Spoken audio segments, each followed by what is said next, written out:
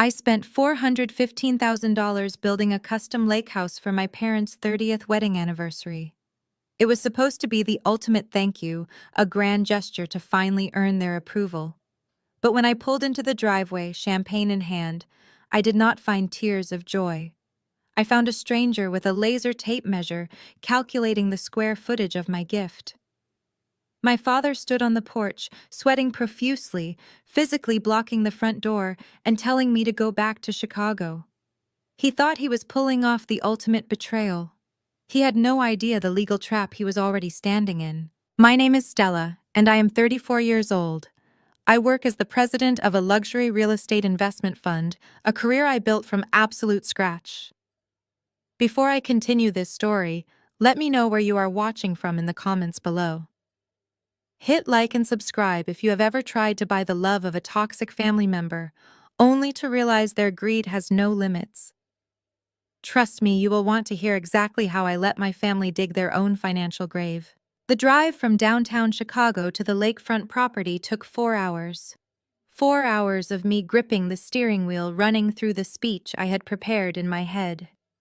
I had spent the last 14 months overseeing every single detail of this build.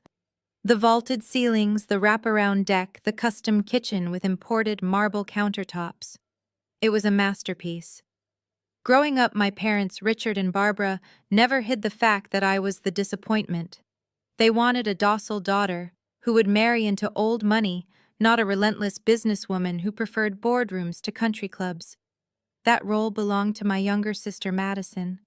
Madison was 31, effortlessly beautiful, and treated like royalty despite never holding a job for more than 6 months.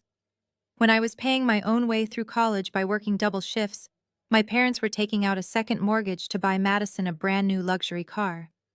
Yet like a fool, I still craved their validation. I thought handing them the keys to a nearly $500,000 retirement home would finally make them look at me the way they looked at her. As my tires crunched against the fresh gravel of the driveway, my stomach fluttered with anticipation. The house looked stunning against the backdrop of the shimmering lake. I parked my car, grabbed the expensive bottle of vintage champagne from the passenger seat, and stepped out into the crisp afternoon air. I expected my father to come rushing out. I expected my mother to be crying on the porch. Instead, I saw my father pacing nervously near the front steps, wiping his forehead with a handkerchief. And he was not alone. A man I had never seen before was standing near the custom mahogany front door. He looked to be in his mid-40s, wearing a polo shirt and khakis, holding a digital laser measuring tool and a thick clipboard. "Dad?" I called out, forcing a bright smile. "Happy anniversary!" My father whipped his head around and all the color drained from his face. He looked like he had just seen a ghost. He did not step forward to hug me. He did not look at the house or the champagne in my hand. He immediately scrambled down the steps and stepped directly in my path, his arms raised slightly as if to physically herd me back toward my car. "Stella, what are you doing here?" he demanded, his voice cracking with a panicked edge. "You said you were coming tomorrow." I stopped in my tracks, my smile faltering. "I told you I was coming this afternoon, Dad. I wanted to do the final walk through with you and Mom." "Who is this?" I gestured toward the man with the clipboard. The stranger offered a polite professional smile. "Hi there. I am Bradley. Just finishing up the appraisal for the listing. Your father here is showing me around the property. Beautiful build, by the way. The comps in this area are going to look fantastic." The word appraisal hit me like a physical blow. The heavy champagne bottle suddenly felt like lead in my hands. "Appraisal?" I repeated, my voice dropping an octave. "Dad, why is there an appraiser at the house I just built for you?" My father began sweating profusely. Beads of moisture dotted his upper lip and his eyes darted everywhere except my face. "It is nothing, Stella. Just routine. For insurance purposes, you know how it is." He turned to Bradley with a forced, breathless laugh. "We are all good here, Bradley. I will call you later." Bradley looked confused but nodded, packing his laser tool into his bag. "I will email the final report by Monday, Richard. Pleasure doing business with you." As Bradley walked past me to his car, I stared at my father. The man who had spent my entire childhood telling me I was not generous enough not kind enough, not family-oriented enough. He was physically blocking the entrance to the house I had paid for with my own blood sweat and tears. "Stella, you need to leave. My father," said, his tone shifting from panicked to authoritative. "Your mother and I are not ready to receive this gift yet. The house is a mess inside. We are doing some rearranging. Just go back to Chicago and we will call you next week." The sheer audacity of his lie was staggering. I had personally supervised the cleaning crew yesterday. The house was spotless, staged perfectly. There was no rearranging to be done unless someone else was in there undoing my work. My father reached out and grabbed my arm, trying to turn me back toward the driveway. I said, "Go home, Stella. This is our property now and we want privacy." I looked down at his hand gripping my sleeve, then up at his terrified, shifting eyes. Decades of conditioning told me to obey, to retreat, to swallow my hurt and walk away. But I was not the terrified teenager they used to bully anymore. I was the president of a real estate empire. I shook his hand off my arm with a violent jerk. "Do not touch me," I said, my voice dangerously quiet. "And do not ever tell me to leave a property that my money built." I stepped around him, ignoring his frantic protests. I marched up the steps, gripped the handle of the mahogany door, and pushed it wide open. What I saw inside instantly shattered any remaining illusion that I had a family who loved me. The heavy mahogany door clicked shut behind me with a solid thud. The silence I expected to find inside my parents' new retirement home was entirely absent. Instead, the echoing sound of loud and arrogant laughter drifted down the hallway from the kitchen. I walked quietly across the pristine hardwood floors, my heels muffled by the plush custom rugs I had personally selected. As I rounded the corner into the main living area, the scene before me made my blood run ice cold. My sister Madison and her husband Donovan were standing over the massive Calicotta marble kitchen island. Spread across the expensive stone surface were large architectural blueprints of the house. Red marker lines were scribbled violently across the layout of the home. Donovan was leaning over the island, tapping a heavy gold pen against the paper. He was wearing a tailored suit jacket over a designer graphic shirt, and on his wrist gleamed a massive diamond-encrusted Rolex.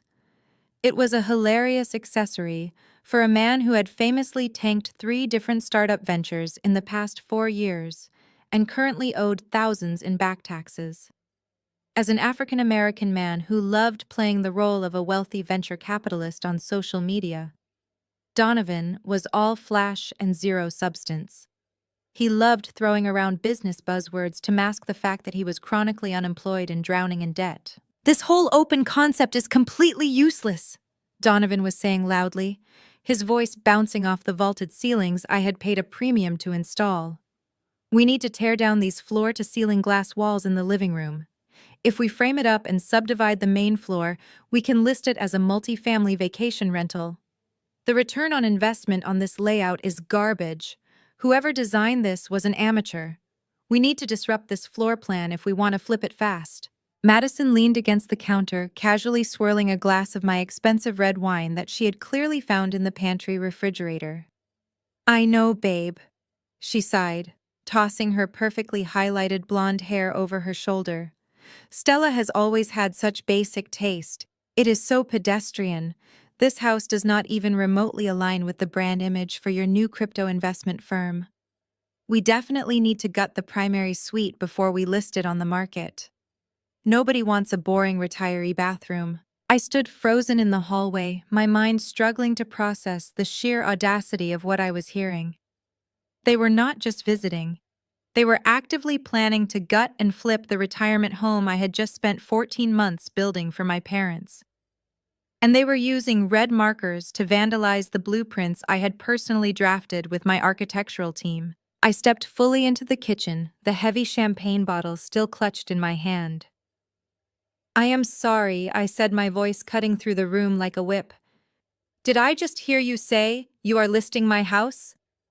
Madison choked on her wine, coughing violently as she spun around to face me. Donovan dropped his gold pen. It clattered loudly against the marble countertop.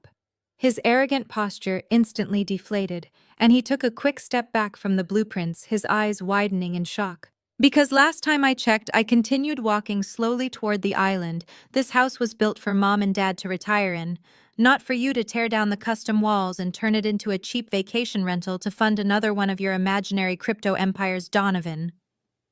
Madison recovered quickly. Her shock immediately morphed into that familiar, entitled glare she had perfected since childhood. Stella, what are you doing here today? Dad said he was going to handle you outside. Handle me, I repeated, setting the champagne bottle down on the counter with a loud, deliberate impact. I bought the land. I hired the contractors. I paid for every single nail beam and tile in this place. No one handles me, Madison.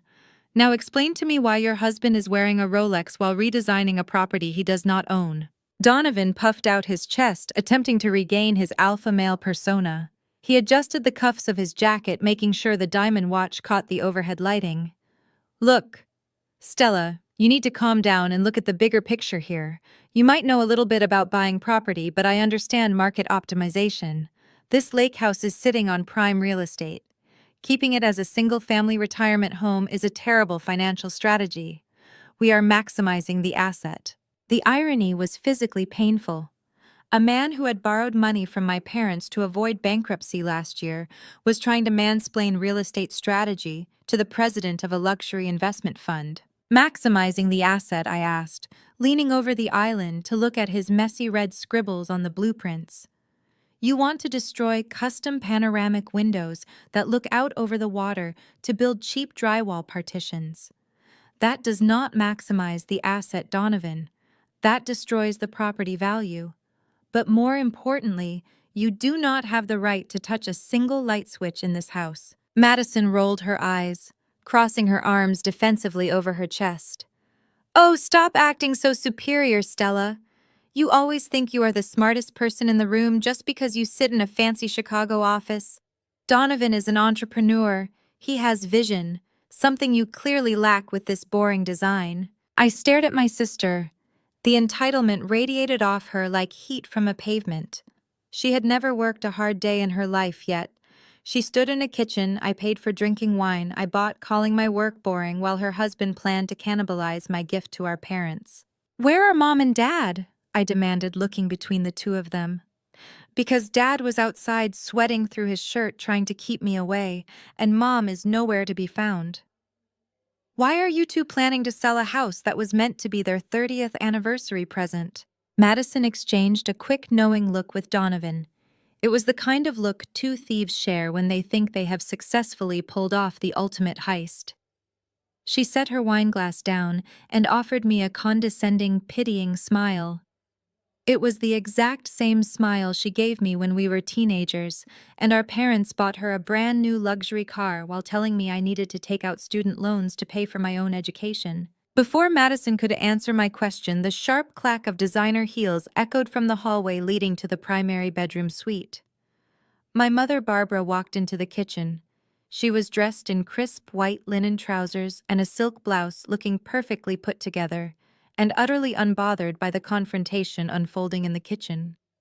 She did not look surprised to see me, only mildly inconvenienced, the way one might look at a delayed flight or a wrong coffee order. She walked right past me, went straight to the expensive espresso machine I had imported from Italy, and began pressing buttons. Your father told you to go back to the city, Stella, my mother said, not even turning around to face me. You really have terrible timing. We were hoping to have this all sorted out and the paperwork filed before we had to deal with your inevitable dramatic reaction. I stared at her back, the casual cruelty of her words stinging exactly the way they always did. I built this house for you and Dad to retire in, I said, forcing my voice to remain steady. I spent over $400,000 in 14 months of my life designing a sanctuary for you. And you are letting Donovan tear down the walls to flip it. My mother finally turned around holding a steaming porcelain cup. She let out a long, dramatic sigh. Oh, Stella, please do not start with the guilt trips. We appreciate the gesture, we really do. But let us be completely honest. This place is in the middle of nowhere. The lake is full of mosquitoes in the summer, the winters are isolating, and it is a 2-hour drive to my country club. Your father and I are simply not rustic people. We never asked you to build us a house in the wilderness. I felt my jaw clench. You literally picked out this exact plot of land last year, Mom. You sent me the listing. Madison stepped forward, crossing her arms defensively. Well, people change their minds, Stella. Mom and Dad realized they would rather stay in their current neighborhood, so instead of letting this property sit empty and gather dust, they made a family decision. They are transferring the property to me. Donovan is launching a massive decentralized finance token next month.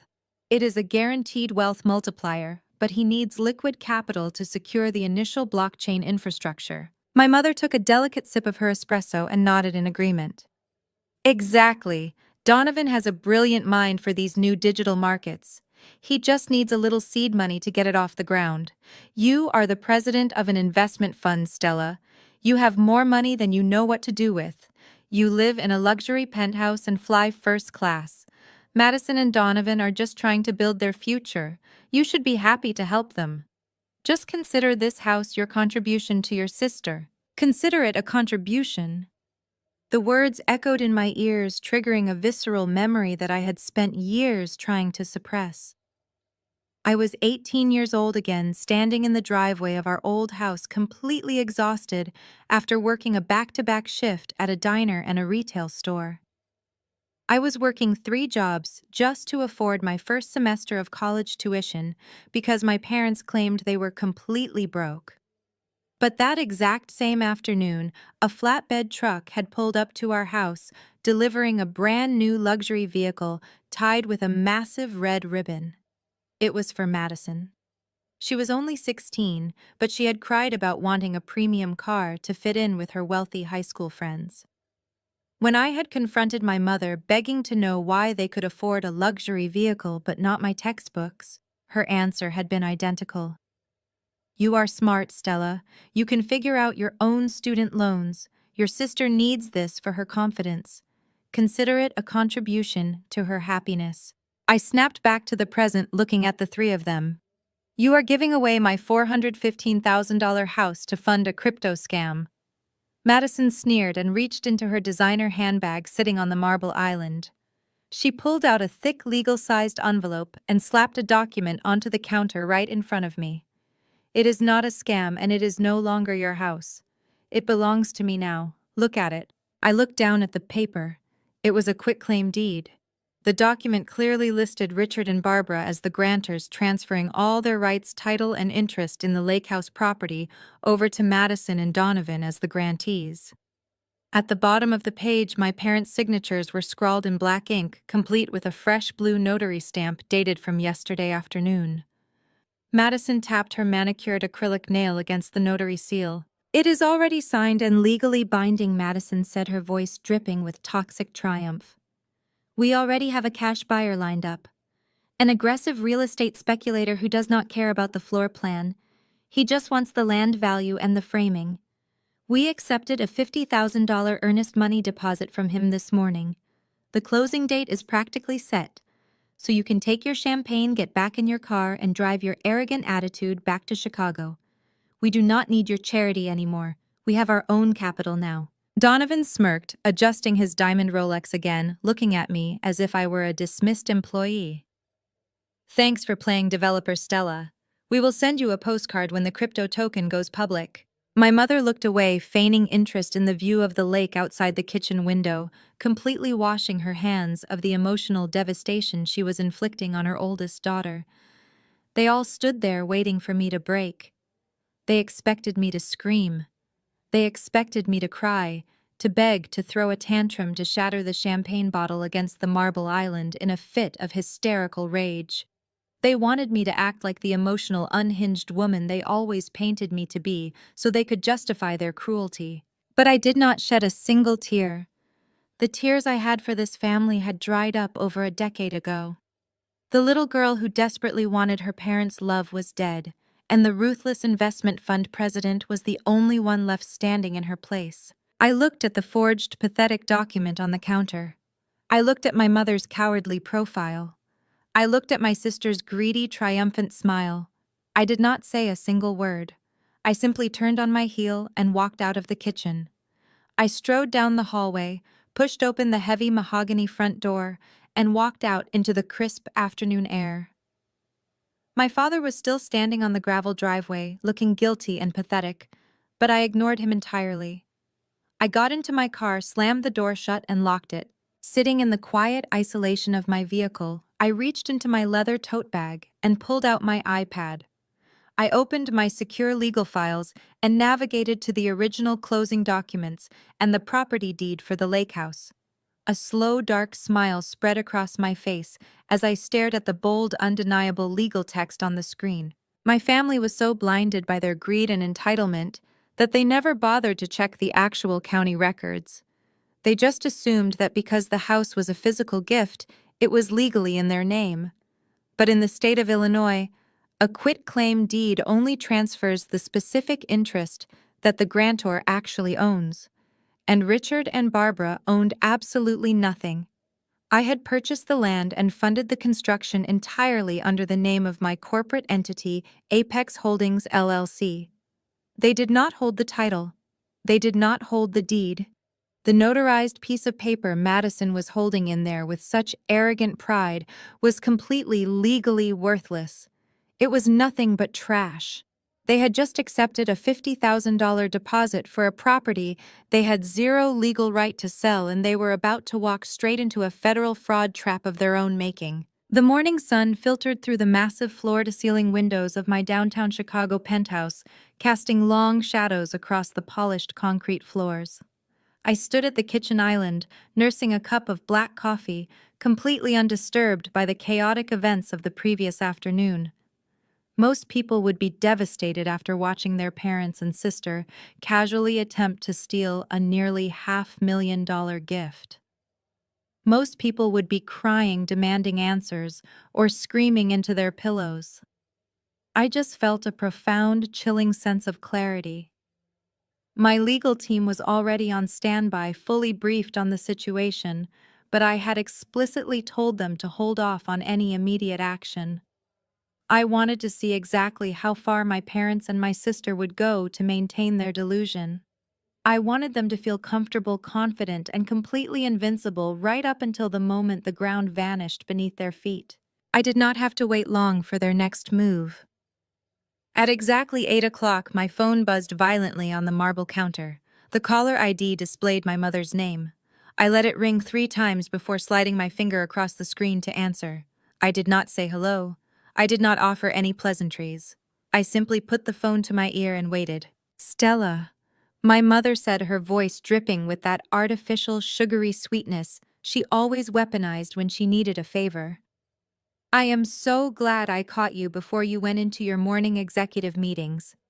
I know yesterday got a little bit heated at the lake house, but you know how passionate your sister and her husband are about their new business ventures. We are all just trying to navigate this transition as a family." A transition. That was her chosen vocabulary for felony real estate fraud. I took a slow, deliberate sip of my dark coffee. "What do you want, Mom?" I asked, my tone flat, razor-sharp, and entirely devoid of emotion. She sighed heavily into the receiver, playing the practiced role of the exhausted matriarch carrying the heavy burdens of the world on her shoulders. "Well, since you brought it up so directly, there is a small administrative issue we need you to handle regarding the property." The final invoice for the custom staging furniture just arrived in my email. It is $15,000.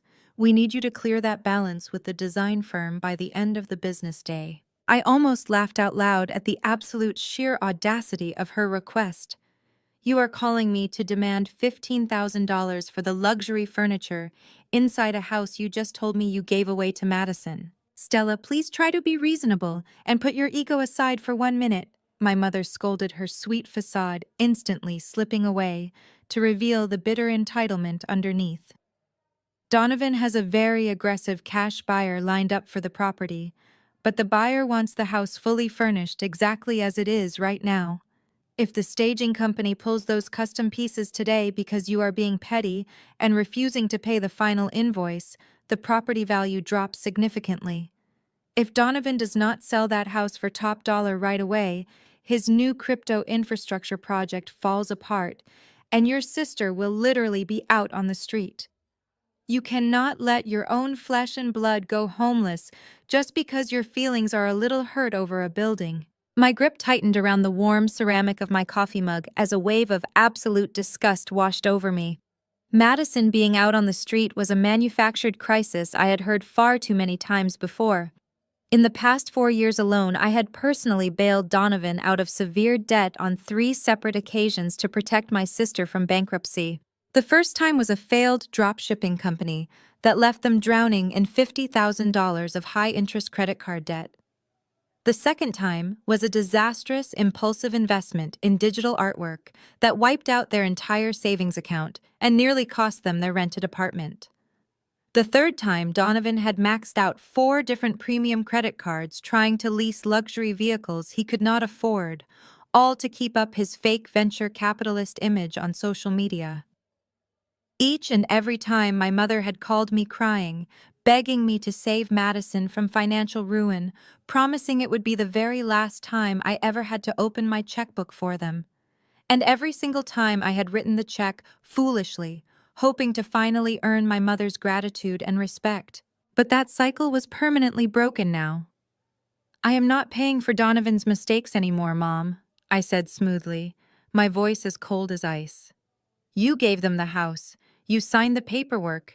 They can figure out how to pay for the designer furniture sitting inside it." "You are being incredibly selfish, Stella." My mother shrieked, her voice rising to a frantic pitch. "We are your family. We raised you. You have millions of dollars sitting in your corporate investment accounts, and you are going to let your sister's life collapse over $15,000. If you do not pay this invoice right now, I will never forgive you for ruining her future." I stared out at the magnificent Chicago skyline, feeling absolutely nothing for the frantic woman on the other end of the line. "I will keep that in mind, Mom," I replied softly. "Have a wonderful day." I ended the call and tossed my phone onto the counter. The pieces were falling into place faster than I anticipated. They were desperate, which meant the shady buyer was pressuring them to close, and Donovan was completely out of liquid cash to cover even the most basic expenses. They were suffocating under their own greed. The trap was perfectly set and they were sprinting blindly toward the bait. The text message from my sister arrived precisely 2 hours after my mother hung up the phone. It was short, demanding, and dripped with the kind of unearned authority Madison had wielded our entire lives. "Meet me at the Reserve Roastery on Michigan Avenue at noon. We need to finalize the house situation today." I read the message twice, feeling a dark, genuine amusement bubbling up in my chest. I replied with a simple confirmation. I bypassed my casual wardrobe and chose a sharply tailored charcoal suit, the exact armor I wore when negotiating 9-figure commercial acquisitions in the boardroom. I was not meeting my little sister for a friendly sibling chat over lattes. I was walking into a hostile negotiation with a squatter who falsely believed she held all the leverage. The coffee shop was buzzing with the chaotic lunchtime rush of corporate executives and city tourists. I spotted Madison immediately. She was sitting at a corner table, aggressively tapping her long, manicured nails against the dark wood surface. She wore a pristine beige cashmere coat, a designer piece I instantly recognized because I had personally paid off the credit card bill the month she bought it. She looked up as I approached, her expression immediately hardening into a mask of arrogant impatience. She did not stand to greet me. She did not offer a hug or a simple hello. She simply pushed a thick manila folder across the table before I even had the chance to pull out my chair. I ordered a simple glass of iced water from a passing waiter, then took my seat opposite her. I kept my hands folded in my lap and did not touch the folder. "What is this, Madison?" I asked, ensuring my posture was perfectly relaxed, projecting absolute control. "Just a standard formality," she said, crossing her arms tightly across her chest. "Donovan and I are moving very fast with our buyer. The guy is incredibly aggressive. He is bringing all cash to the table, and he wants a completely clean transaction by the end of the week. His legal team requested a standard waiver of claims and release of liability from any immediate family members connected to the original construction of the property. Just to ensure there are no petty family disputes or sudden mechanic liens popping up to stall the closing process. We need your signature on the dotted line today so the title company can clear the paperwork." A waiver of claims. I stared at the folder, silently marveling at the sheer, unadulterated gall of her request. They were literally asking me to legally sign away my right to sue them for stealing my property. It was the ultimate display of their profound legal ignorance. They genuinely believed a generic waiver printed off the internet would somehow override a corporate title deed registered with the state. You want me to sign a legal waiver surrendering my rights to the $415,000 house I just built so your husband can sell it to a stranger and gamble the cash on a fake digital currency? I asked, making sure to enunciate every single syllable clearly. Madison scoffed, rolling her eyes dramatically as she leaned forward across the table. Her voice dropped to a vicious, venomous whisper designed to cut me down to size. Stop acting like you are some kind of noble martyr, Stella. You are so exhausting to deal with. You always do this. You constantly use your money to try and buy mom and dad's affection, and then you play the victim when it does not work. You built that ridiculous house just to show off, just to prove you are somehow better and more successful than me. But it did not work, did it? They still gave the property to me. She was gaining momentum now, feeding off her own toxic energy, unleashing years of sibling rivalry into the crowded coffee shop. It is pathetic, really. You have all this corporate success, you have the fancy penthouse, you have the big president title, but you will always be a total failure in their eyes. You are cold. You are unlovable. Mom told me just last night she wishes you were more like me. So just sign the paper, Stella. Accept your place in this family. Accept that no matter how many checks you write, they will always choose me over you. Take your financial loss and let us get on with our lives. I sat perfectly still, listening to the echoing silence in my own head after she finished her vicious monologue. 5 years ago, those exact words would have shattered my confidence. I would have broken down crying right here in the middle of the coffee shop. I would have blindly signed the paper just to stop the verbal abuse, just to keep the peace, just to earn a tiny scrap of temporary approval from my parents. But today, looking at my sister's smug, greedy face, I felt absolutely nothing but cold, calculating pity. The waiter arrived and placed my tall glass of iced water on the table. Condensation beaded heavily on the outside of the glass. I looked at the legal waiver sitting between us. Madison had already pulled a heavy designer pen from her purse, holding it out to me like she was offering a training treat to an obedient dog. I did not take the pen. Instead, I calmly picked up my glass of iced water. I maintained direct, unblinking eye contact with my sister. Then, with slow and deliberate precision, I tipped the glass forward. The freezing water cascaded down, flooding the wooden table, soaking the manila folder, and completely destroying the printed waiver of claims. The black ink immediately began to bleed and smear into an illegible gray mess across the soaked paper. Madison shrieked loudly, jumping back as the icy water splashed onto her expensive cashmere coat. "What is wrong with you?" she yelled, drawing the shocked attention of several nearby tables. "Are you psychotic? That was an original legal document." I set the empty glass down on the ruined, soggy paper with a solid thud. "It is not a legal document, Madison. It is a piece of trash, just like the fake deed you are trying to use to sell my property." I leaned across the table, lowering my voice so only she could hear the absolute terrifying finality in my tone. "I am not signing anything. I am not bailing you out of this disaster. And I am certainly not buying mom and dad's affection anymore. You think you have won because you hold a piece of paper with their signatures. But you are playing a high-stakes game you do not even understand. Enjoy your aggressive cash buyer, Madison.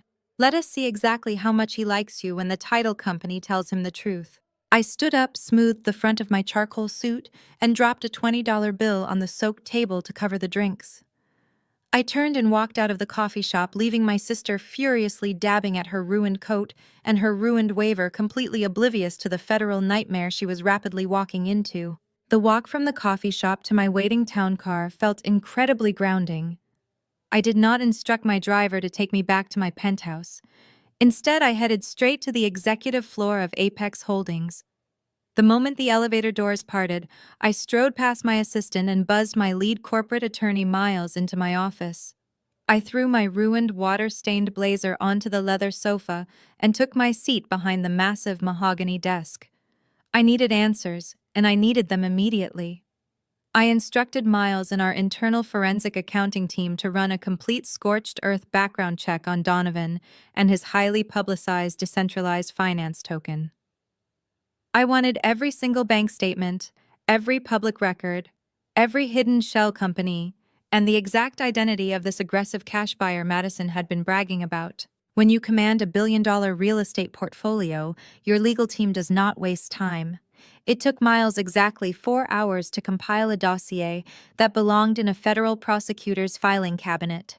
The thick black binder he placed on my desk was not just a record of bad financial decisions. It was a terrifying roadmap of massive, unadulterated felony fraud. I opened the binder, reading through the highlighted financial statements and shell company registrations. My blood ran cold, not out of fear, but out of sheer disbelief at my brother-in-law's catastrophic stupidity. Donovan was not launching a revolutionary cryptocurrency. He was running a textbook, highly illegal Ponzi scheme. For the past 8 months, he had been soliciting hundreds of thousands of dollars from private, unregulated investors. He promised them astronomical returns on a digital token that did not even possess a basic line of functional code. Instead of building blockchain infrastructure, Donovan had been treating the investment pool like his own personal checking account. That gleaming diamond Rolex on his wrist, Madison's designer cashmere coats, their leased luxury vehicles, all of it was funded by stolen money. But the dossier revealed something far more dangerous than simple embezzlement. Donovan had not just scammed gullible tech enthusiasts on the internet. He had taken massive amounts of capital from a syndicate of unregulated, highly dangerous underground lenders operating out of the city's south side. These were not venture capitalists who would simply write off a bad quarter. These were loan sharks, and the principal balance was severely past due. Donovan was drowning in debt, and his creditors were no longer asking politely for their money. Miles stood on the opposite side of my desk, his expression grim as he pointed to the last section of the report. "This is where it goes from a financial crime to a federal nightmare," Stella Miles said, his voice deadly serious. "We dug into the identity of the aggressive cash buyer who put down the $50,000 earnest money deposit on your lake house. It is not a real estate flipper. It is a front company owned by the exact same loan sharks Donovan owes money to." The realization hit me with the force of a freight train.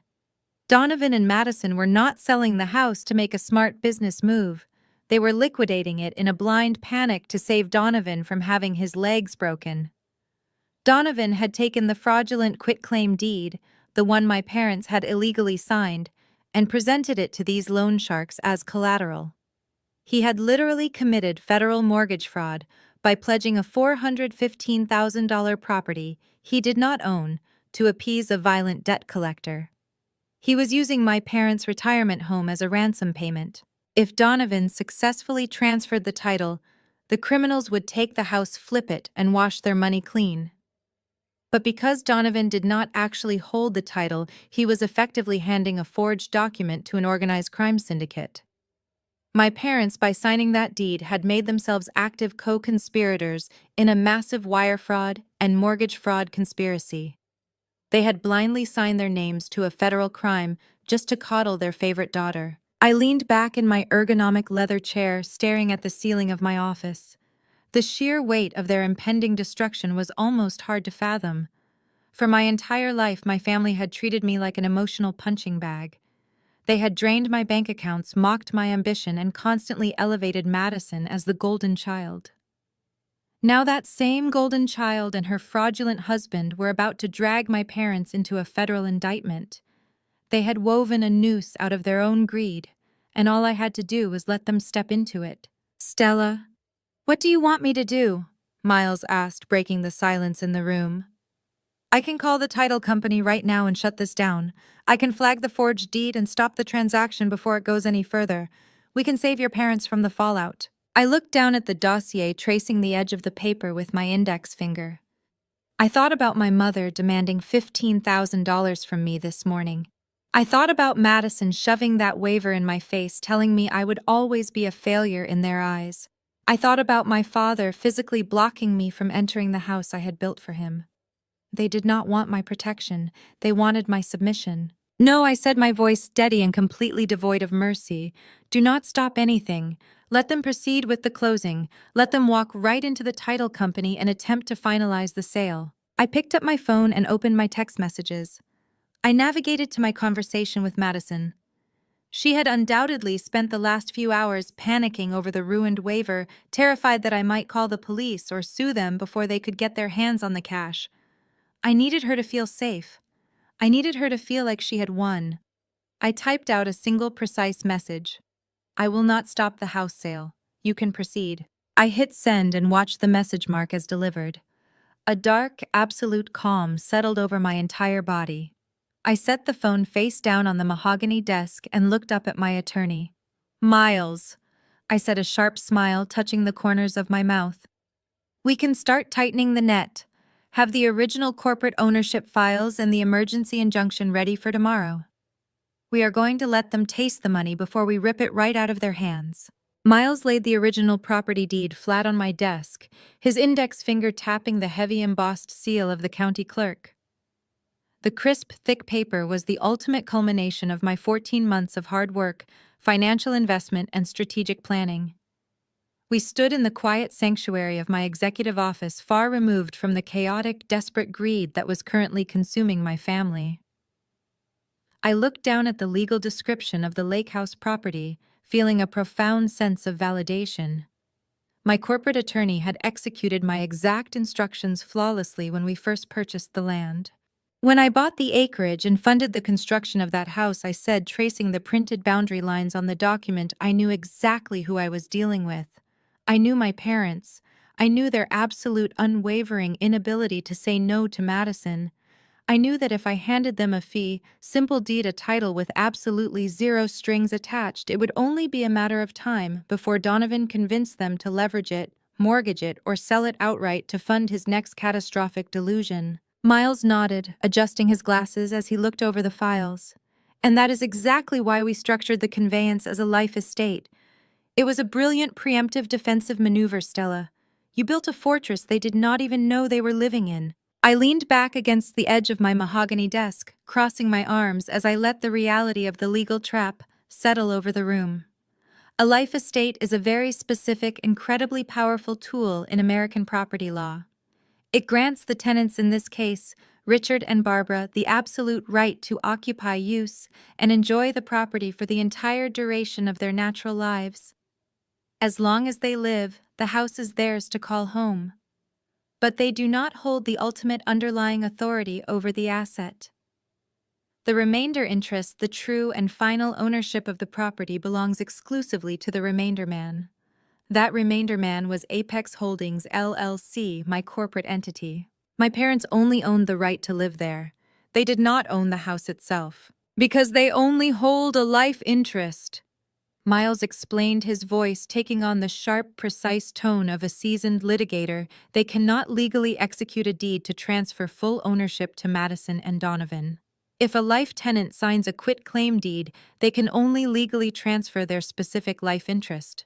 But Donovan and Madison are not pitching this to their underground cash buyer as a life interest transfer. They are packaging this as a full, unencumbered fee simple sale.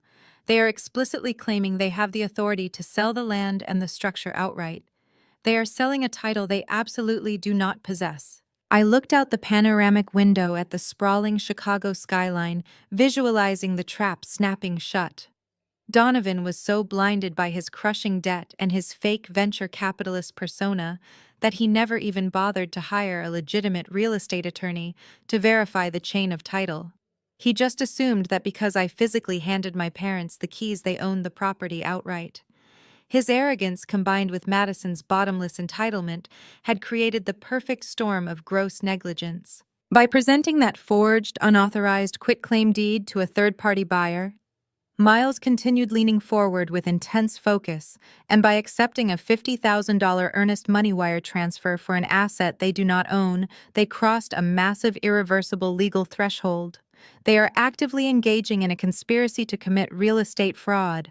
And because the funds and the signed documents are being transmitted electronically to this aggressive cash buyer, I added, feeling the cold, undeniable weight of the law, they have triggered federal jurisdiction. This is not just a petty family dispute over a mismanaged gift. This is federal wire fraud. And because Donovan is attempting to use the property to satisfy an illicit debt with an organized crime syndicate, it falls squarely under the umbrella of mortgage fraud. They are committing federal felonies. Under normal circumstances, if a life tenant attempts to illegally sell the property or deliberately damages its value, the remainder man has the immediate legal right to terminate the life estate entirely. Miles noted, closing the heavy file folder. The moment your parents signed that deed over to Madison with the explicit intent to sell and demolish the custom interior, they violated the core covenant of the life estate. You have the absolute, undeniable right to evict Richard and Barbara today. We can reclaim full, unhindered possession of the property right now and stop this entire circus. If we stop it right now, I said softly, my voice devoid of any warmth or hesitation, they learn absolutely nothing. They will just spin a new narrative where I am the cruel, vindictive daughter who kicked them out of their retirement home over a simple misunderstanding. They will paint themselves as the victims, and Madison will go right back to playing the innocent golden child. I turned away from the window and walked back to my desk, meeting my attorney's gaze directly. I want them to proceed, Miles. I want them to walk right up to the closing table. If we let them proceed, they will officially present a fraudulent deed to a title company attempting to steal hundreds of thousands of dollars from ruthless loan sharks. They will independently elevate their own greed into a federal crime. I am not setting them up. I am simply refusing to save them from the consequences of their own deliberate actions. Miles let out a slow breath, a deep sense of professional respect registering in his eyes. The buyer will likely try to bypass standard title insurance protocols entirely given the shady nature of Donovan's underground lenders. They are rushing a cash deal to wash their money clean. If they use a compromised or negligent escrow officer, they might actually get to the signing phase before the title discrepancy throws a red flag. I want them sitting in those leather chairs, I commanded, my tone absolute and unyielding. I want Madison holding her expensive pen, fully believing she has successfully stolen my money.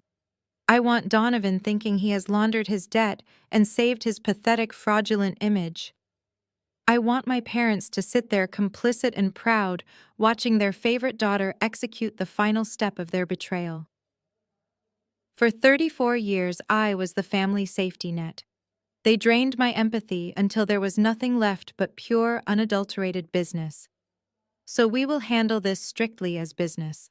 I picked up the original deed, feeling the heavy, textured paper between my fingers. Prepare the formal injunction and compile the original Apex Holdings ownership files, I instructed Miles. We are going to let them taste the victory. We are going to let them feel the money right at their fingertips. And then, we are going to tear their entire world to the ground, using nothing but the absolute letter of the law. The glow of my computer monitor illuminated my office as I sat back in my leather chair. My phone vibrated on the desk, lighting up with a barrage of notifications. I had set up custom alerts for my sister and brother-in-law across all social media platforms. When you are building a federal fraud case against your own family, you do not need to hire a private investigator to track their movements. You just let their insatiable need for public validation do the work for you. Narcissists always document their own crimes. I swiped open the application and stared at the high-resolution photograph glowing on my screen. Madison and Donovan were standing in the pristine, brightly lit showroom of a luxury car dealership in downtown Chicago. Madison was wearing a form-fitting designer dress, leaning against the hood of a brand-new slate gray Porsche Panamera.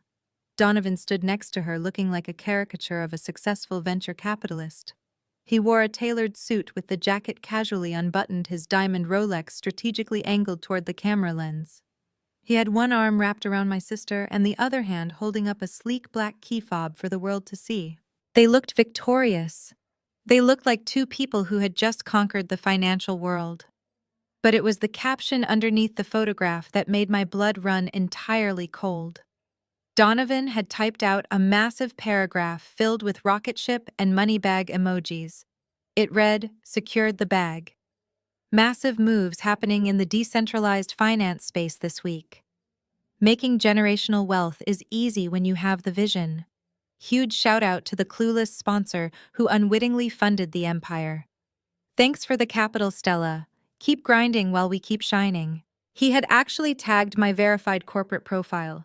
He had publicly broadcasted a direct mocking insult to an audience of thousands of his fake followers, brazenly bragging about stealing my money.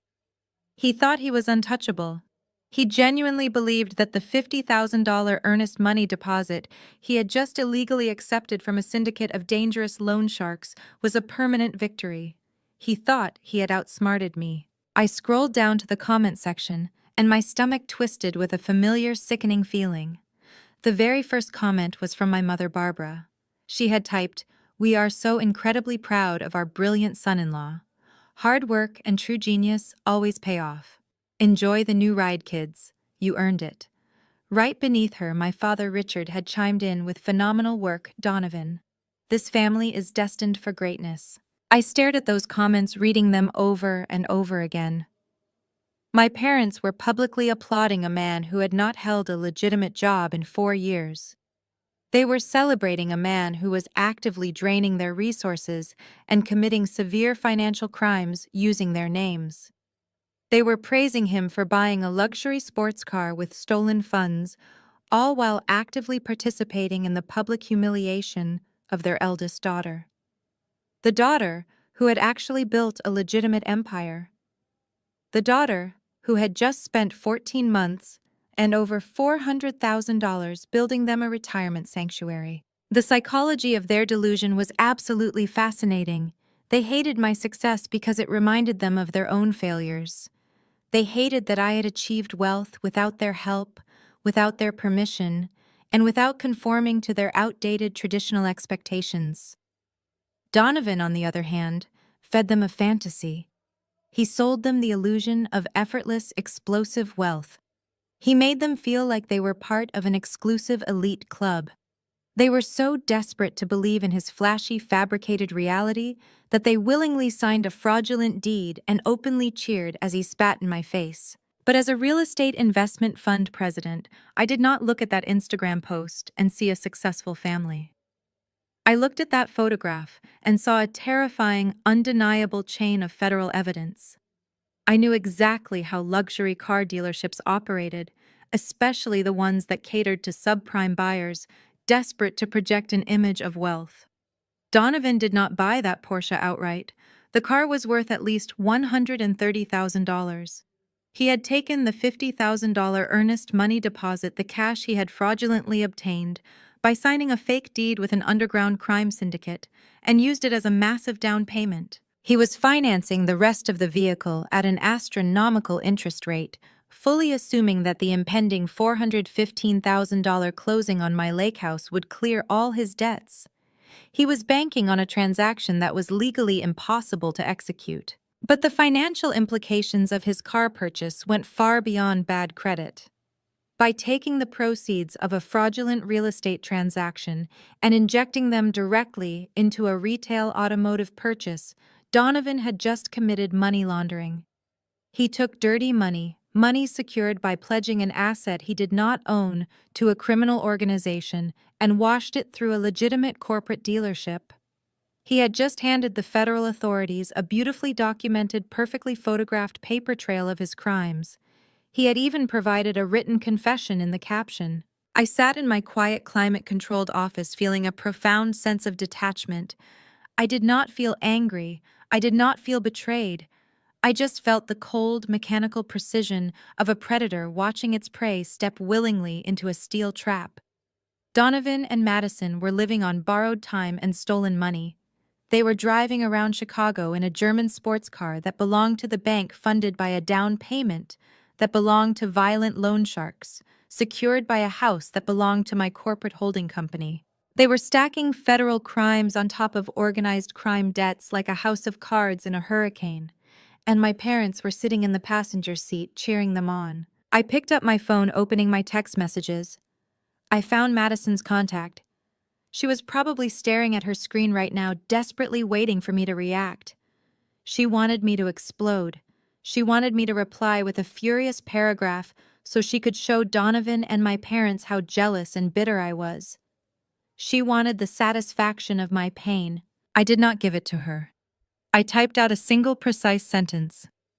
I will not stand in the way of your sale. I hit send, locking my phone and tossing it onto the mahogany desk. I then picked up my secure office line and dialed my corporate attorney, Miles. He answered on the first ring. Miles, I said, my voice steady, sharp, and completely devoid of mercy. The bait has been taken. The earnest money has been spent. They are completely locked in. You can start pulling the net closed. Prepare the final documents for the title company. The illusion ends this week. The adrenaline high of buying a luxury German sports car with stolen funds wears off quickly when the actual owners of that money come collecting. Donovan's illusion of being a decentralized finance mogul shattered 48 hours later.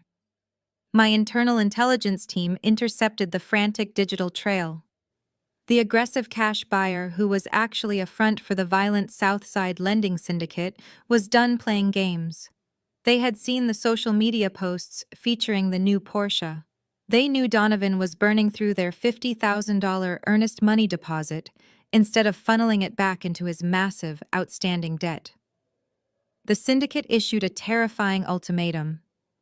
Close the real estate transaction by Friday afternoon, or they would bypass the legal system entirely and collect their collateral in blood.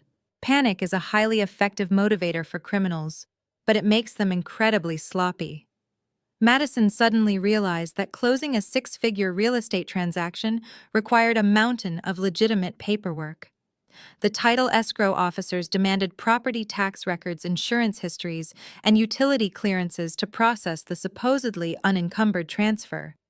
Because my parents did not actually own the lake house, they did not possess a single legitimate tax document with their names listed as the fee simple owners. Every official record tied straight back to Apex Holdings, LLC. Faced with the terrifying prospect of her husband defaulting on a mob loan, Madison turned her desperation toward my parents. She drove straight to their suburban home and threw a hysterical tantrum. She convinced Richard and Barbara that the rigid banking system was just trying to stall Donovan's visionary crypto project out of jealousy. She demanded they alter old tax documents from their current residence to match the lake house address. My father hesitated, a brief moment of conscience flickering in his cowardly mind. He knew altering municipal tax documents was a severe crime. But my mother, completely intoxicated by the sight of her golden child pulling into their driveway in a brand-new sports car, immediately shut down his protests. She insisted that successful families do whatever it takes to protect their investments. Together, sitting at their dining room table, Richard and Barbara deliberately forged property tax records and falsified insurance declarations to legitimize the fraudulent deed. They packaged a neat, highly illegal bundle of federal document fraud and submitted it directly to the closing agent. They genuinely believed they had successfully navigated the legal system. They thought the forged documents were a masterpiece of deception. The arrogance grew so large, it simply could not be contained in silence. They needed an audience. More specifically, they needed me to watch them win. On Thursday morning, 24 hours before the scheduled closing, my private office line rang. It was Barbara. Her voice was practically trembling with malicious delight. "Stella, darling," my mother purred, sounding like a woman who had just won the lottery. "I am calling with some wonderful family news. Donovan and Madison have officially expedited the sale of the lake property. The buyer is so eager they are signing the final closing documents tomorrow at noon." I maintained total silence on my end, letting her revel in her own toxic echo chamber. "We are having a small celebration at the title office right after the ink dries," she continued, completely unbothered by my lack of response. "Donovan is treating us all to a Michelin star lunch to celebrate his new capital. I know you were a little bitter about the house transfer, but you are still family. I think it would be incredibly healthy for you to come down and witness your sister's success. It might actually teach you a thing or two about modern business deals. Seeing Madison secure her future might inspire you to step out of your boring corporate bubble." The psychological sickness of her invitation was absolute perfection. She did not just want to steal my $415,000 property. She wanted to drag me into a room, force me to watch the thieves get handed a massive cashier's check, and then demand I applaud them for their genius. She wanted my complete and utter humiliation. "I will be there, Mom," I said, my voice incredibly soft and dangerously smooth. I would not miss Madison closing this specific deal for anything in the world. "Wonderful," she chirped, the triumph radiating through the speaker. "We will see you tomorrow. Do not be late." I placed the receiver back onto the base and let out a long, slow breath. The physical sensation of adrenaline flooded my veins. My legal counsel Miles walked into my office holding a sleek black folder. He placed it carefully on my desk. "They selected Vanguard Premier Title and escrow for the closing," Miles stated, shaking his head in absolute disbelief. "They chose a premium downtown Chicago agency to process a fraudulent mob-backed real estate transaction. The sheer audacity is staggering." I picked up the folder, feeling a genuine, predatory smile stretch across my face. "They chose Vanguard Premier because it looks wealthy. Madison wants the marble floors and the espresso machines so she can take photos for her social media. She wants to feel like a high-powered executive signing away $1 million asset. What my sister, my brother-in-law, and my deceitful parents did not know was the corporate structure behind that specific downtown office. They did not do their due diligence. They just saw a fancy logo and a prestigious address and blindly submitted their forged documents. Vanguard Premier Title and Escrow was not just a random independent agency. The entire firm was privately owned and operated by a man named Harrison. And Harrison was not just a senior escrow executive, he was one of the primary founding shareholders in Apex Holdings, LLC, my very own luxury real estate investment fund. They were walking into a building owned by my business partner. They had submitted forged federal documents directly to my own corporate ally. The steel trap had not just closed around them, they had personally handed me the key and begged me to lock the door. The invitation to my own execution came in the form of an embossed digital calendar invite. My parents were hosting a private celebratory dinner at their suburban home the night before the closing. It was a preemptive victory lap. When I pulled my vehicle up to their curb, I noticed Donovan's newly financed Porsche gleaming under the streetlights, parked diagonally across the driveway, as if he owned the entire neighborhood. I stepped out of my car, adjusting the cuffs of my tailored emerald silk blouse. I felt no anxiety. I felt no heartbreak. I was simply a spectator arriving at a theater to watch a tragedy unfold. The moment I stepped through the front door, the overpowering scent of catered truffle risotto and expensive heavy cologne assaulted my senses. They had clearly hired a private chef for the evening, charging premium catering services to a credit card that was undoubtedly maxed out. I walked into the formal dining room and found the thieves already seated. The table was adorned with crystal glasses and a centerpiece of imported orchids. My mother Barbara was wearing a brand new cocktail dress with the tags likely tucked inside the collar. My father Richard was furiously polishing a wine glass, avoiding my gaze. And there, sitting at the absolute head of the table, was Donovan. He was leaning back in his chair with his legs crossed, holding a massive crystal goblet of what looked like a remarkably expensive vintage Cabernet. He was wearing a velvet dinner jacket, looking every bit the part of the wealthy crypto pioneer he was desperately pretending to be. Madison sat right next to him, practically glowing with toxic arrogance. "Stella," Donovan announced loudly, raising his wine glass in my direction as I took the only empty seat at the far end of the table. "So glad you decided to show up and learn a thing or two. Grab a glass. We are celebrating the future of generational wealth." I sat down gracefully, placing my leather clutch on the table. "I will stick to sparkling water tonight," I replied smoothly. "I have a very early, very important morning tomorrow. I need to keep a clear head." Donovan chuckled, a deep, booming sound that echoed through the dining room. He took a generous sip of his wine and shook his head pityingly. "That is exactly your problem, Stella. You are always stuck in that rigid corporate mindset. You wake up early, you grind in an office, you deal with concrete and steel. It is archaic. You are playing a game that died 20 years ago. He gestured grandly with his free hand, the diamond watch catching the light from the chandelier. You see, the landscape of capital has evolved. We are operating in the era of wealth mindset 4.0. It is all about decentralized finance, rapid liquidity, and digital asset leveraging. Traditional real estate, like your little investment fund, is a dinosaur industry. It is slow, it is outdated. You tie up millions of dollars in physical dirt and wait decades for a pathetic single-digit return. It is embarrassing, really. I picked up my water glass, maintaining unblinking eye contact with him. Is that so? I asked, my voice barely above a whisper, yet it commanded the entire room. Absolutely, Donovan boasted, leaning forward and resting his elbows on the fine linen tablecloth. He was completely intoxicated by his own fabricated brilliance. Look at what Madison and I are doing tomorrow. We are taking a static, lifeless physical asset and liquidating it instantly. We are injecting that capital straight into a high-frequency blockchain algorithm.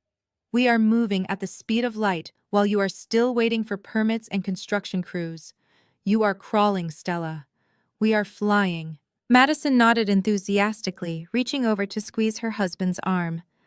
Donovan is a visionary, Stella. You should really listen to him. If you actually understood modern finance, you would not be so bitter about us maximizing the value of that boring lake house. You should be thanking us for showing you how real money is made. My mother chimed in from the side of the table, cutting her steak with aggressive, nervous energy. Your sister is right, Stella. The world is changing. Your father and I are incredibly blessed to have a son-in-law who understands how to navigate these new financial systems. Donovan is securing this family's future. You could learn a lot from his ambition. I looked at my father. He had not spoken a single word since I arrived. He was staring at his plate, his face pale and drawn. He knew he had committed federal document forgery yesterday.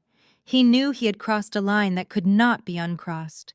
But he was too much of a coward to stop the runaway train his wife and son-in-law were driving. I turned my attention back to Donovan. He was taking another long, arrogant sip of his wine, looking incredibly pleased with himself. He was sitting there lecturing me on financial agility and wealth creation, completely oblivious to the fact that the violent loan sharks he owed money to were currently tracking his every move. He was lecturing a self-made multimillionaire about liquidity while simultaneously funding his dinner with stolen earnest money. The psychological disconnect was genuinely a marvel to witness. I think your perspective on speed and liquidity is fascinating, Donovan, I said, offering him a sharp, terrifyingly calm smile. You are entirely correct about one thing. Traditional real estate can be very slow. It takes months to build a solid foundation. But when that foundation finally collapses under the weight of severe structural flaws, it happens incredibly fast. Gravity is a very efficient force. Donovan frowned slightly, his arrogant smile faltering for just a fraction of a second, as his limited intellect tried to process the double meaning of my words. He quickly recovered, waving his hand dismissively. You can use all the cute construction metaphors you want, Stella. Tomorrow at noon, the cash hits our account. The deal is done. We win. You lose. I stood up from the table, smoothing the front of my silk blouse. I did not touch a single bite of the expensive catered food. I had seen everything I needed to see. The arrogance was fully inflated. The balloon was ready to burst. I wish you the absolute best of luck at your closing tomorrow, Donovan, I said, my voice ringing with absolute icy certainty. I sincerely hope the transaction goes exactly the way you deserve. Enjoy your wine tonight. I have a feeling it will be the last expensive vintage you taste for a very long time. I turned and walked out of the dining room, leaving them sitting in their fragile, fabricated kingdom. Let them eat their truffle risotto. Let them toast to their imaginary digital wealth. Tomorrow the sun would rise, the legal system would awaken, and their entire lives would be reduced to ash. I had my hand resting on the heavy brass handle of the front door when I heard the rapid, aggressive clicking of my mother's heels echoing down the hallway. I should have known she would not let me leave the house in peace. A narcissist simply cannot tolerate an audience member walking out before the final curtain call. They possess an obsessive pathological need to deliver the absolute last word. They have to ensure you feel entirely diminished so they can sleep soundly in their own fabricated reality. Stella? Wait right there! My mother commanded, her voice ringing through the vaulted foyer. I paused, taking a slow breath to center myself before turning around. My mother marched into the entryway, closely followed by my father, Madison, and Donovan. They had left their expensive catered dinner to form a united hostile front against me. They stood shoulder to shoulder under the grand crystal chandelier, a perfect portrait of suburban delusion. "You are acting like a petulant child," my mother scolded, crossing her arms tightly over her silk cocktail dress. "We invite you into our home to share a beautiful family milestone, and you throw a tantrum just because the spotlight is not shining directly on you. It is honestly exhausting. You need to stop being so incredibly bitter and start acknowledging your sister's brilliance. Madison has a natural, undeniable instinct for the market. She orchestrated this entire real estate transaction flawlessly." My father nodded solemnly, sliding his hands into his pockets. "Your mother is right, Stella. Madison showed incredible initiative here. She recognized an underutilized asset, found a highly aggressive buyer, and executed a massive financial play. It takes real vision to pull off a deal of this magnitude. We are extremely proud of her business acumen." The sheer blinding irony of my father praising Madison for selling a house she did not build on land she did not buy using a legal deed she had explicitly forged was almost too much to bear. They were genuinely standing in a house funded by my corporate account, calling my chronically unemployed sister a business prodigy. I let go of the door handle and turned fully to face them. The cool air from the air conditioning vent washed over my face, matching the absolute freezing temperature of my blood. I looked directly into my parents' eyes, stripping away decades of forced respect and familial obligation. "Do you remember the 18th of October 3 years ago?" I asked, my voice deadly quiet and completely level. My father blinked, clearly caught off guard by the specific date. My mother frowned, her perfectly manicured eyebrows pulling together in annoyance. "I do not have time for your trivia games, Stella. Get to the point." "That was the night of my official inauguration gala at the Drake Hotel," I said, watching their faces carefully. "It was the night the board of directors formally named me the youngest president in the history of the investment fund. I rented a private ballroom. I hosted 200 of the most powerful financial executives in Chicago, and I reserved 2 VIP seats directly at the front table for my parents. I wanted you to see what I had built. I wanted you to see that the daughter you always called a failure had completely conquered her industry." I took a slow step forward, closing the distance between us. "You texted me exactly 20 minutes before I walked onto the stage to give my keynote address.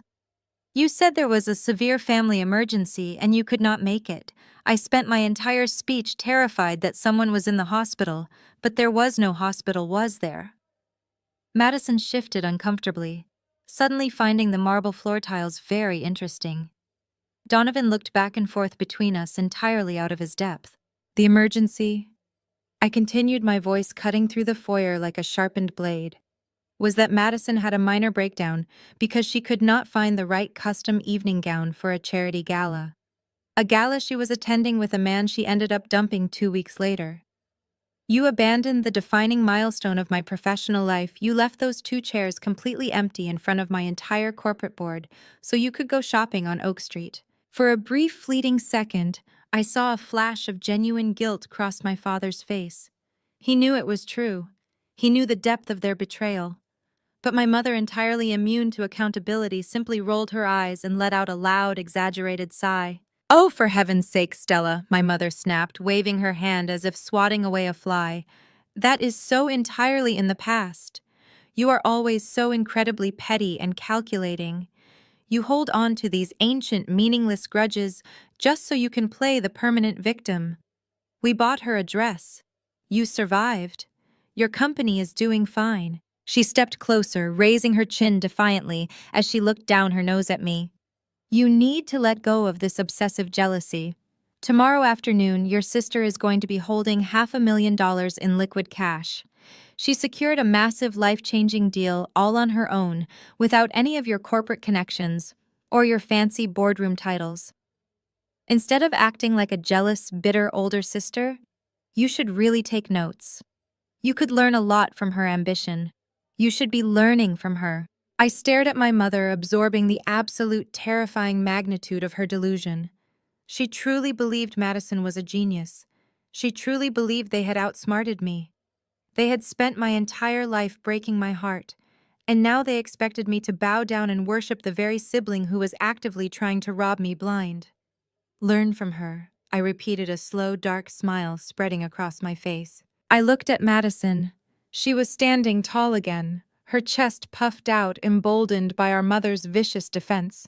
She gave me a smug, triumphant smirk, fully believing she had already won the war.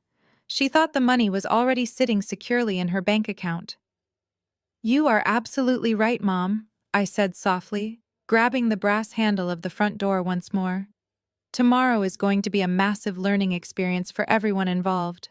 I will definitely be taking notes." I pulled the heavy door open, stepping out into the cool, dark night. I did not look back as I walked down the driveway toward my car.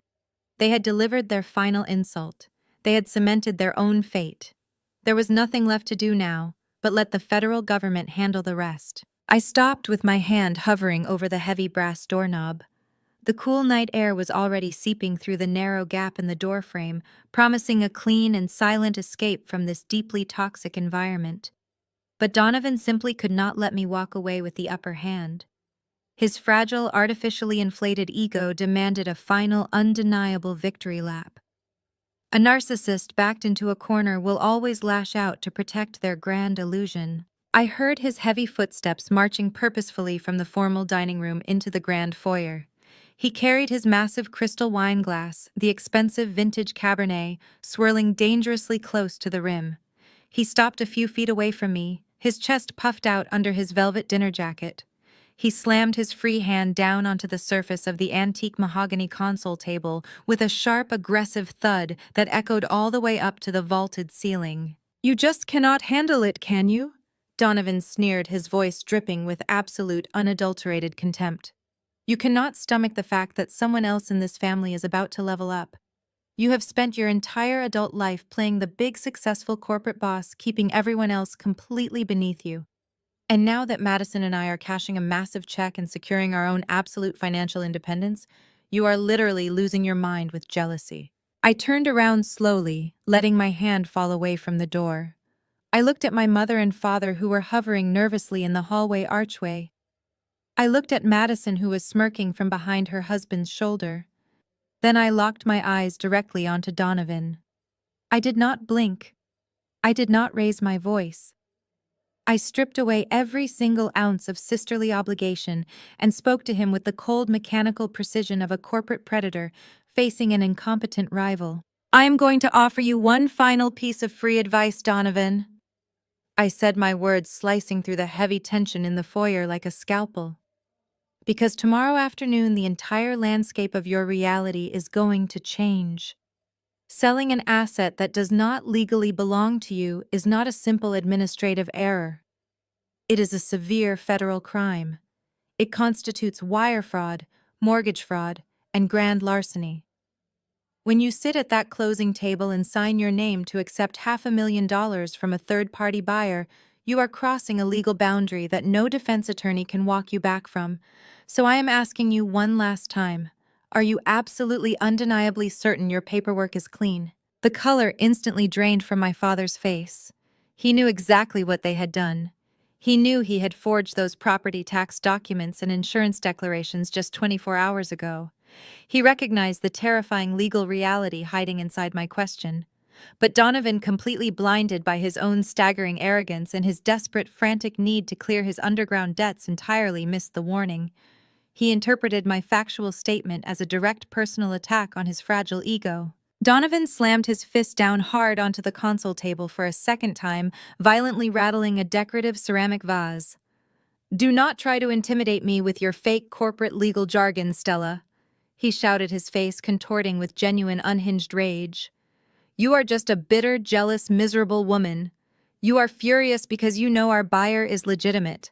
You are furious because my crypto infrastructure project is going to make your little real estate fund look like an absolute joke. You cannot stand seeing me succeed in a financial space you think you own. You cannot stand seeing your sister finally get the massive wealth she deserves. My paperwork is flawless. The buyer is bringing pure cash. The title company is premium. The deal is completely bulletproof, and there is absolutely nothing you can do to stop it. Madison stepped forward, wrapping her arms tightly around Donovan's bicep, her eyes glaring at me with toxic hatred. Just get out, Stella. Go back to your empty, pathetic life. We are celebrating our future tonight, and you are no longer welcome in it. I looked at the two of them standing there in their expensive, unpaid clothes, shouting at me inside a house my money had originally funded. They were daring me to fight back. They were begging for a screaming match so they could call me crazy, unhinged, and dramatic. They wanted me to lose my composure so they could validate their own cruel narrative. I did not scream. I did not argue. I simply offered them a slow, terrifyingly serene smile. It was the exact calculated smile I used in the boardroom right before I completely decimated a rival investment firm. Good luck tomorrow, I said softly. I turned the doorknob, stepped out into the freezing Chicago night, and closed the heavy front door firmly behind me. I walked down the driveway, my heels clicking rhythmically against the concrete. I slid into the driver's seat of my vehicle, started the engine, and merged onto the highway. The drive back to my downtown penthouse was completely silent. I did not turn on the radio. I was entirely focused on the digital execution I was about to perform. By the time I entered my luxury apartment, the entire city was asleep. The digital clock on my office wall read 3 in the morning. I poured myself a fresh glass of iced water, walked into my private home office, and powered on my encrypted workstation. My lead corporate attorney Miles was already awake and waiting on a secure video conference line. "Are we clear to engage?" Stella Miles asked, his face illuminated by the stark glow of his own dual monitors. "The target is fully committed," I replied, opening my secure email client. "They are completely convinced their forged quitclaim deed is a bulletproof document. Donovan just told me to my face that his paperwork is flawless. It is time to show them exactly what flawless paperwork looks like." I opened the master file directory for Apex Holdings LLC. With methodical, ruthless precision, I compiled a highly sensitive digital package. I attached the original county-stamped warranty deed, proving my holding company was the sole unencumbered fee, simple owner of the lake house property.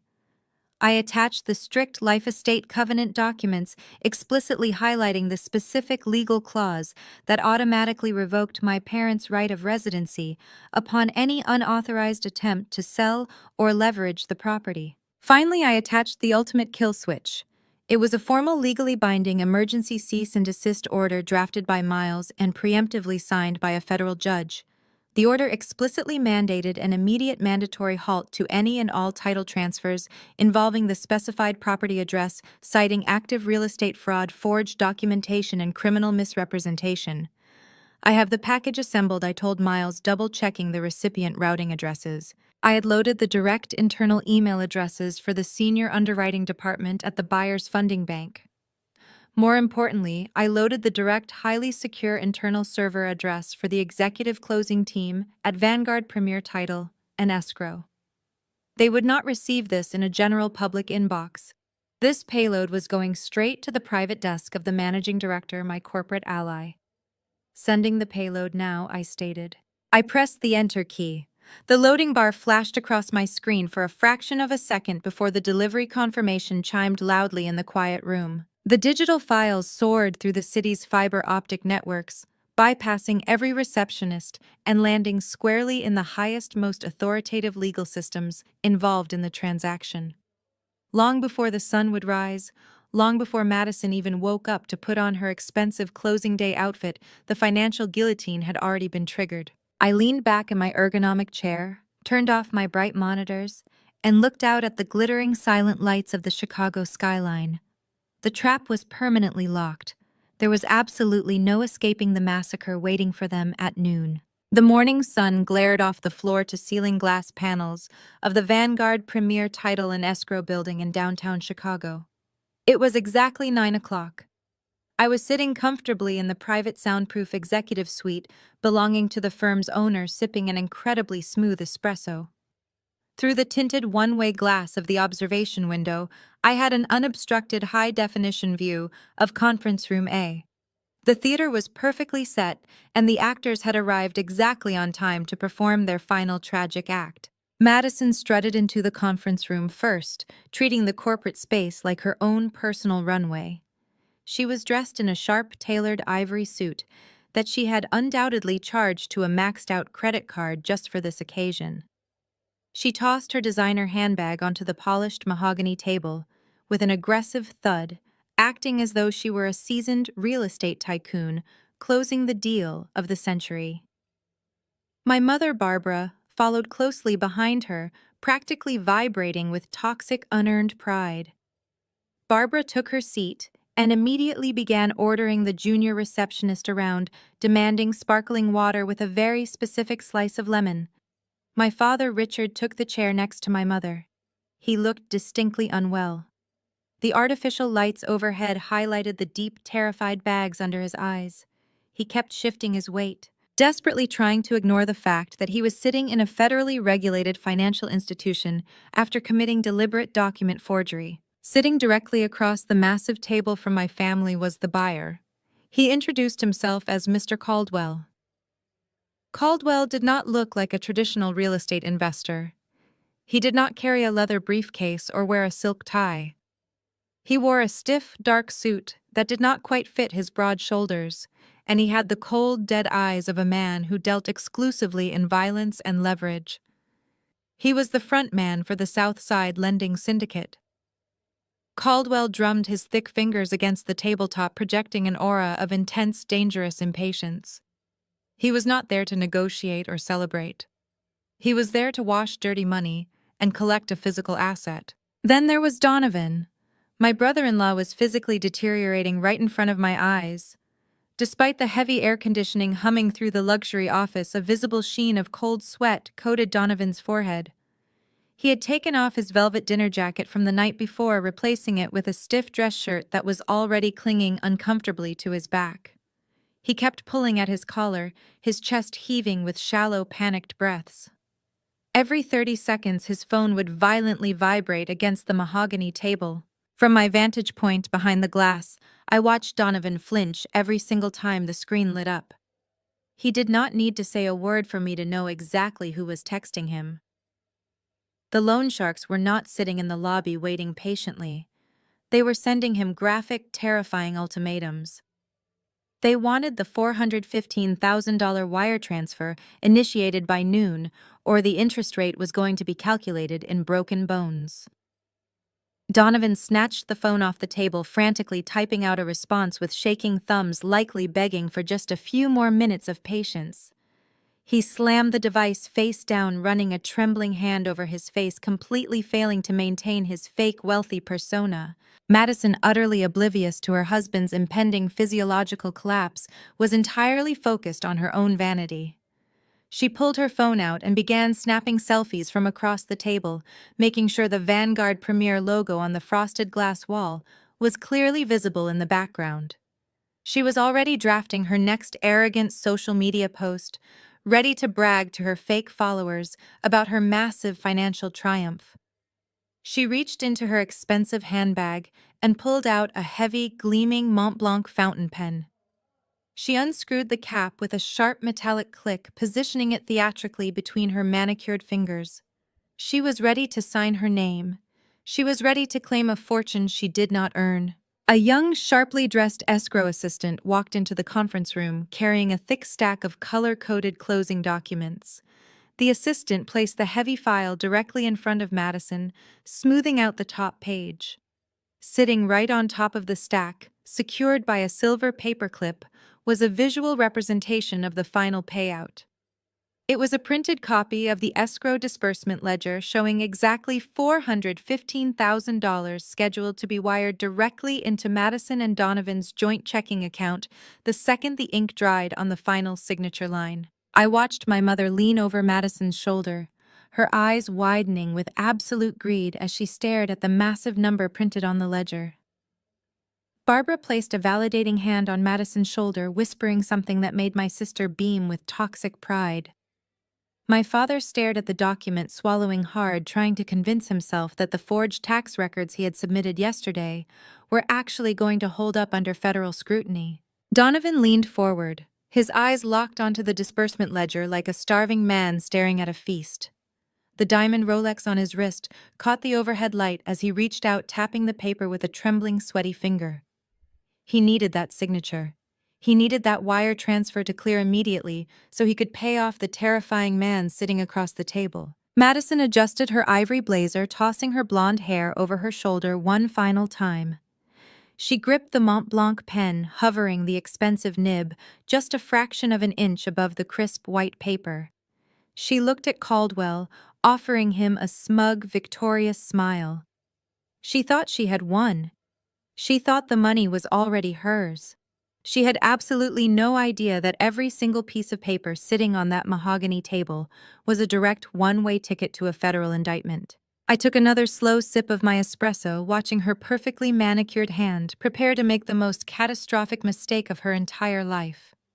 The stage was set, the audience was captive, the climax was seconds away. The nib of Madison's expensive fountain pen hovered a fraction of an inch above the signature line. She inhaled deeply, preparing to press the ink into the heavy stock paper, preparing to officially claim $500,000 that did not belong to her. At that exact critical second, the heavy glass door of Conference Room A swung open with a violent rushing swoosh. It was not the junior assistant returning with more sparkling water. It was the senior escrow officer, Harrison. Harrison strode into the room. He did not wear the polite, accommodating smile reserved for wealthy clients closing a luxury real estate deal. His face was a mask of absolute terrifying neutrality. He walked straight to the center of the mahogany table, completely ignoring the aggressive, impatient glare from Caldwell and the arrogant, entitled posture of my mother. Harrison reached his hand out and clamped his palm firmly down on top of the massive stack of closing documents. With one swift, aggressive motion, he pulled the entire file directly out from under Madison's hovering pen. Madison let out a sharp, offended gasp, her hand jerking back as if she had been physically struck by the sudden movement. "Excuse me," she snapped, her voice rising in a pitch of instant, entitled rage. "What exactly do you think you are doing? I am in the middle of signing my closing papers. Bring those back right now." My mother Barbara immediately flared up, shifting into her defensive upper-class suburban persona. "This is incredibly unprofessional," she scolded, glaring at the escrow officer. "We are completing a massive cash transaction here. Do you have any idea how much money is sitting at this table?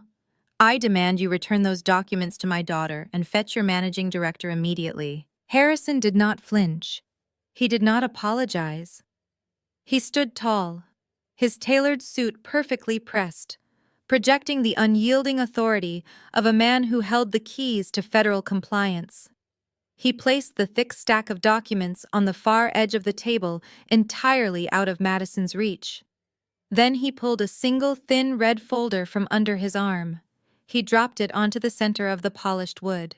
He pulled a heavy steel pen from his breast pocket and tapped it twice against the table. The sharp, metallic clack echoed through the silent conference room like a judge's gavel striking a sounding block. "This transaction is officially and permanently canceled," Harrison stated, his voice echoing off the frosted glass walls with chilling finality. The entire room froze. The arrogant, victorious energy that had filled the space just seconds ago evaporated completely, replaced by a sudden suffocating vacuum of confusion and panic.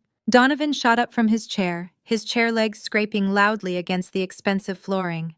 The cold sweat on his forehead was now dripping down the side of his face. His phone vibrated violently in his pocket, a silent, terrifying reminder of the men waiting for their money. "What do you mean canceled?" Donovan yelled, his voice cracking with sheer, unadulterated desperation. "You cannot cancel this. We have a verified cash buyer sitting right here. We submitted all the required paperwork. We are closing today. If you do not process this wire transfer right now, I am going to sue this entire agency for breach of contract." Caldwell, the frontman for the underground lending syndicate, did not move a single muscle. He just narrowed his dead-cold eyes, staring directly at Donovan like a predator assessing a wounded animal. Caldwell knew what a canceled transaction meant. It meant his bosses were not getting their money washed today. It meant Donovan was officially out of time. Harrison looked at Donovan with absolute, unwavering disgust. "You are not suing anyone," he replied smoothly, his tone slicing through Donovan's fake bravado like a razor blade. "In fact, you are incredibly lucky I have not locked the doors and called the federal authorities to this room right now." My father, Richard, let out a pathetic, strangled gasp. He gripped the edge of the mahogany table, his knuckles turning completely white. Deep down in his cowardly core, he knew exactly what was happening. The walls were finally closing in on their massive deception. Harrison opened the thin red folder. He pulled out the quitclaim deed that Madison had submitted, the one bearing my parents' signatures and the blue notary stamp. He held it up for everyone to see clearly. "The quitclaim deed you submitted to this office is a completely fraudulent document," Harrison announced, projecting his voice so every single person, especially Caldwell, could hear the devastating truth. "Richard and Barbara possess absolutely zero legal authority to convey this property. They do not hold the title. They do not hold the deed. They only hold a life estate which explicitly prohibits any attempt to sell, leverage, or transfer the asset." Madison stared at the escrow officer, her mouth opening and closing in silent, panicked shock. Her brain was violently short-circuiting as her massive financial illusion shattered into a million pieces right in front of her eyes. She looked at her empty hands, the expensive Mont Blanc pen slipping from her fingers and rolling across the table. "But wait!" My mother stammered, her arrogant posture crumbling into a desperate, trembling mess. "We gave you the tax records. We gave you the insurance declarations showing we live there. We proved we own it. We gave you everything you asked for." Harrison dropped the fake deed back onto the table. He then pulled out the altered municipal tax documents my parents had submitted yesterday. "The property tax records and insurance declarations you provided to my underwriters have been identified as deliberate, malicious forgeries," Harrison stated, looking directly into my mother's terrified eyes. "You physically altered official county records to push through a fraudulent sale. You have engaged in a coordinated conspiracy to commit mortgage fraud, wire fraud, and grand larceny. You tried to sell a property you do not own." Donovan fell back into his chair as if his legs had completely given out. He gripped his hair, staring at the mahogany table with wide, unblinking eyes. He was hyperventilating, his chest heaving under his damp dress shirt. The diamond Rolex on his wrist suddenly looked like a heavy anchor that was going to drag him straight to the bottom of the ocean. He was ruined. The loan sharks were going to destroy him. Caldwell slowly leaned forward, resting his massive forearms on the table. He looked at Donovan, then at Madison, and finally at my terrified parents. He did not yell. He did not scream. He just radiated a silent, terrifying promise of extreme physical violence. He had been played, and men like Caldwell do not forgive being played. "Whose house is it?" Caldwell asked, his voice a low, gravelly rumble that sent shivers down my spine, even from behind the safety of the observation glass. "If they do not own the dirt, who does? Tell me who actually owns the asset." Harrison pulled one final document from the red folder. It was the original county-stamped warranty deed. He slid it across the polished wood, stopping right in front of Caldwell. "This house is completely and exclusively owned by Apex Holdings, LLC," Harrison declared, delivering the absolute, undeniable fatal blow to my family's entire reality. The silence that followed was deafening. It was the sound of a massive, arrogant delusion violently crashing into the unforgiving concrete wall of federal law. My family sat completely paralyzed, trapped in a nightmare of their own meticulous design. They had tried to steal an empire, and they had just been handed their own execution orders. The heavy glass door to Conference Room A swung open with a forceful, echoing crash that made every single person at the mahogany table violently flinch. I did not knock. I did not ask for permission to enter. I stepped over the threshold with the absolute, uncompromising authority of a woman who owned the room, the building, and the entire narrative they had tried to steal. My corporate attorney Miles flanked my right side, his presence a silent executioner waiting for the final command. Caldwell, the syndicate frontman, slowly shifted his heavy gaze from Harrison to me. His dead, calculating eyes narrowed as he assessed the sudden shift in power. He had just demanded to know who actually owned the asset they were trying to leverage. I did not leave him waiting. I own the dirt. I stated, my voice slicing through the suffocating tension in the room like a freshly sharpened blade. I walked deliberately to the center of the table and slammed the original gold-sealed master file of Apex Holdings LLC directly onto the polished wood. The heavy thud made Madison physically jump in her leather chair. I looked down at my sister, whose face had been drained of all its artificial color, leaving her looking hollow and terrified. I am the president and sole shareholder of Apex Holdings. I continued, keeping my eyes locked on Madison while addressing the entire room. I funded the land acquisition. I financed the construction. I own every single nail beam and square inch of that lake house property. And you, Madison, are sitting in my business partner's building attempting to sell a $415,000 asset that you have absolutely zero legal claim to. Madison opened her mouth to speak, but no sound came out. She looked at the massive, indisputable corporate dossier sitting on the table, then up at my face. The arrogant, entitled smirk she had worn for 31 years was entirely gone, replaced by the sheer, unadulterated panic of a fraudster caught in the spotlight. My mother, Barbara, gripped the edge of the table, her knuckles turning bone white. "Stella, what are you doing here?" she gasped, her voice trembling violently. "You told us you were not going to stand in the way of the sale. You promised you would not interfere." "I did not interfere, Mom," I replied, my tone radiating a terrifying, icy calm. "I simply let you walk directly into the consequences of your own insurmountable greed. I let you prove exactly who you are." I turned my attention to my father, Richard, who was currently shrinking into his chair, trying to become invisible. He could not even look at me.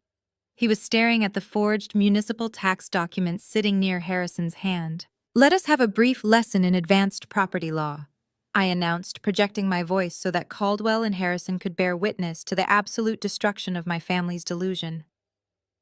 When I built that luxury retirement home, I knew exactly how deceitful and financially reckless this family could be. So I protected my capital. I did not grant you a fee simple deed. I granted you a life estate. I leaned forward, resting my palms on the mahogany table, forcing my parents to look at me. A life estate means you only possess the legal right to occupy and reside in the property for the duration of your natural lives.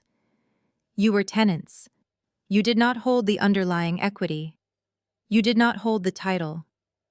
And most importantly, you legally possessed absolutely zero authority to sell, leverage, or transfer the property without my explicit notarized signature as the remainder man. Donovan let out a strangled, pathetic wheeze. The fake crypto visionary who just last night had lectured me on the speed of decentralized finance was now drowning in a puddle of his own catastrophic ignorance. He tugged at the collar of his damp dress shirt, his diamond Rolex catching the harsh overhead light, a glaring symbol of the stolen earnest money he had already spent. "But we have the quitclaim deed!" Madison suddenly shrieked, her voice cracking with desperate, childish denial. She pointed a shaking, manicured finger at the fraudulent paper. "Mom and Dad signed it over to us. They gave it to us. It has a blue notary stamp. You cannot just take it back. It is ours." "A quitclaim deed only transfers the specific interest the grantor actually owns," I corrected her, my voice echoing with ruthless authority. "Because Mom and Dad only owned a life interest, they could not magically invent a fee-simple title to give you. The document you are holding is financially and legally worthless. But the way you chose to use that worthless document is what brings us to the felony portion of today's presentation." I stood up straight, looking down at the four people who had spent my entire life trying to break my spirit.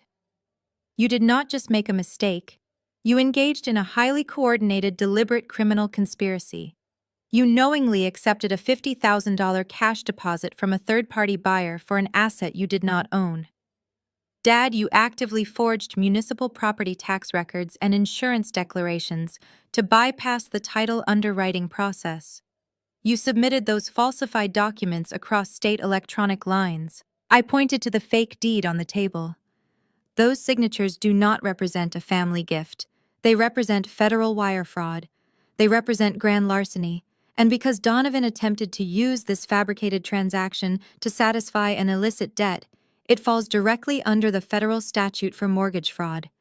You did not just try to steal my money, you defrauded a federal banking system, and you actively tried to scam the dangerous lending syndicate sitting right across this table. Caldwell let out a low, menacing chuckle that sent a visible shudder down Donovan's spine.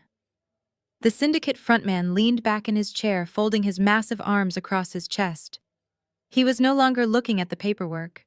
He was looking exclusively at Donovan, calculating the exact physical price of the deception. My mother burst into sudden, hysterical tears. The perfectly put-together suburban matriarch completely unraveled, sobbing loudly into her hands. "Stella, please," she wailed, abandoning all her previous arrogance. "We did not know. We did not understand the law.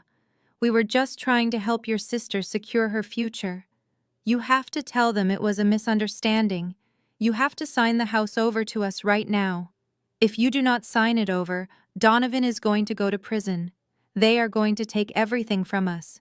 You have to save your family." I looked at my mother's tear-streaked face, feeling the absolute triumphant closure I had waited 34 years to achieve. I looked at my father's broken posture, at Madison's shattered ego, and at Donovan's sheer suffocating terror. They had built a kingdom on a foundation of lies, and I had just demolished the entire structure with a single undeniable truth. The Queen had finally arrived to reclaim her board, and there would be no mercy for the thieves. The suffocating silence inside Conference Room A shattered with a sudden violent explosion of movement. Caldwell, the massive frontman for the South Side Lending Syndicate, had heard absolutely enough. The cold, calculating stillness he had maintained since arriving completely evaporated. He stood up, his physical bulk casting a dark shadow over the polished mahogany table. He slammed his heavy fist down onto the wood with such terrifying force that the crystal water glasses tipped over, spilling ice and water directly across the forged municipal tax documents my parents had so carefully fabricated.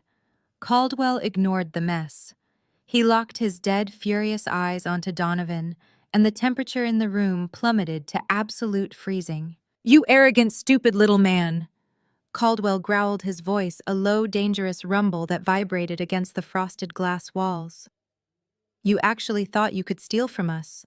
You took our $50,000 earnest money deposit, you drove down to a dealership to finance a luxury sports car, and you dragged me into a corporate high-rise to hand me a fake piece of paper. You have exactly 60 seconds to wire every single cent of our money back into the holding account. If my phone does not ping with a deposit confirmation in 1 minute, I am walking out that door and calling the federal authorities. But let me make this incredibly clear to you, Donovan. The FBI is the absolute best thing that could happen to you today. The feds will only put you in a concrete cell. My bosses will not bother with a courtroom. We will take our 50 grand out of your hide." The sheer paralyzing terror of Caldwell's threat acted like a physical blow to Donovan's nervous system. The illusion of the wealthy, sophisticated crypto visionary disintegrated into dust. Donovan backed away from the table, his legs trembling so violently that he stumbled over the wheels of his leather executive chair.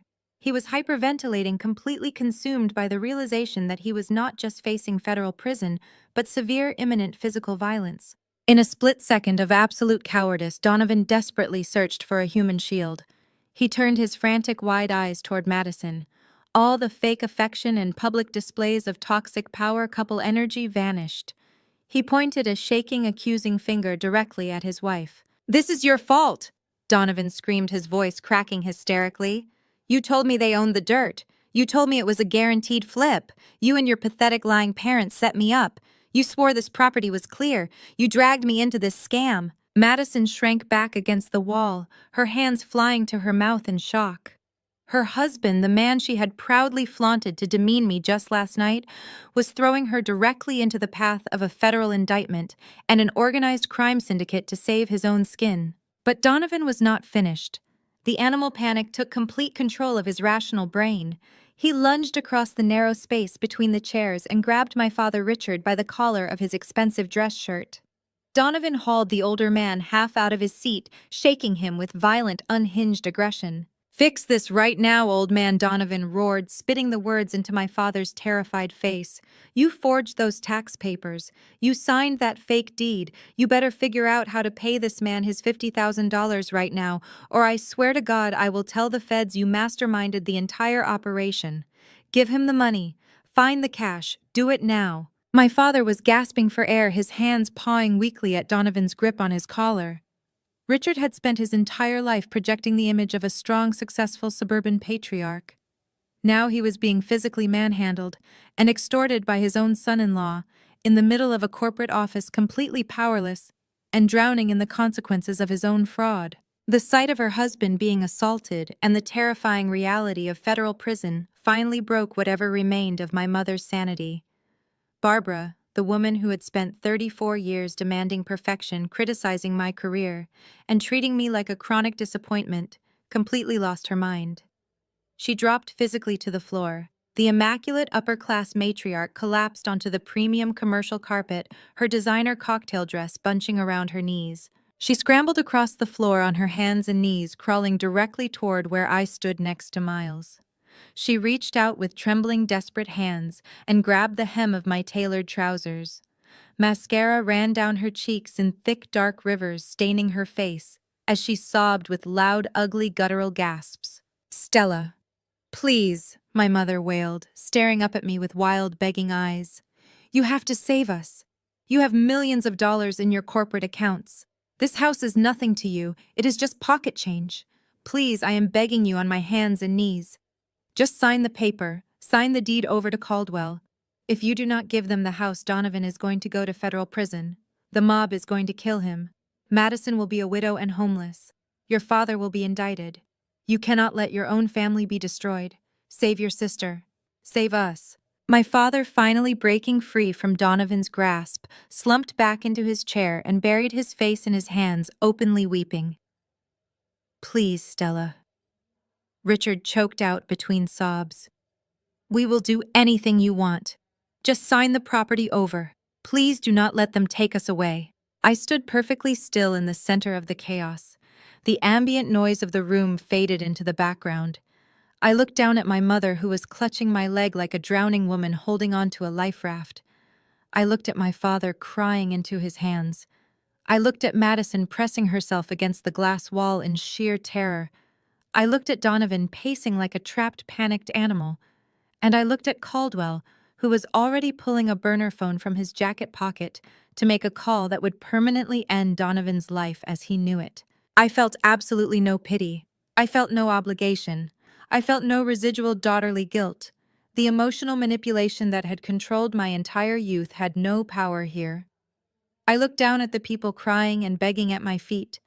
I kept my posture rigidly straight, my expression locked into an icy, unreadable mask. "I did not set a trap," I replied, my voice echoing with chilling, absolute finality. "I simply handed you a shovel and you dug your own graves." I gently but firmly pulled my leg free from my mother's desperate grasp. I did not look back at her. I turned my back on the entire room, signaled to my attorney, and walked straight out the heavy glass door, leaving them locked inside the nightmare they had built for themselves. 3 days. That is exactly how long it took for the illusion of true love and visionary wealth to completely disintegrate into pure animalistic survival. I received the updates in real time from my corporate security team, who were monitoring the public fallout of the botched closing.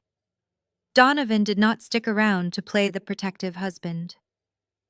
When you owe $50,000 to a violent Southside lending syndicate and you have just been flagged for federal mortgage fraud, marital vows become entirely irrelevant.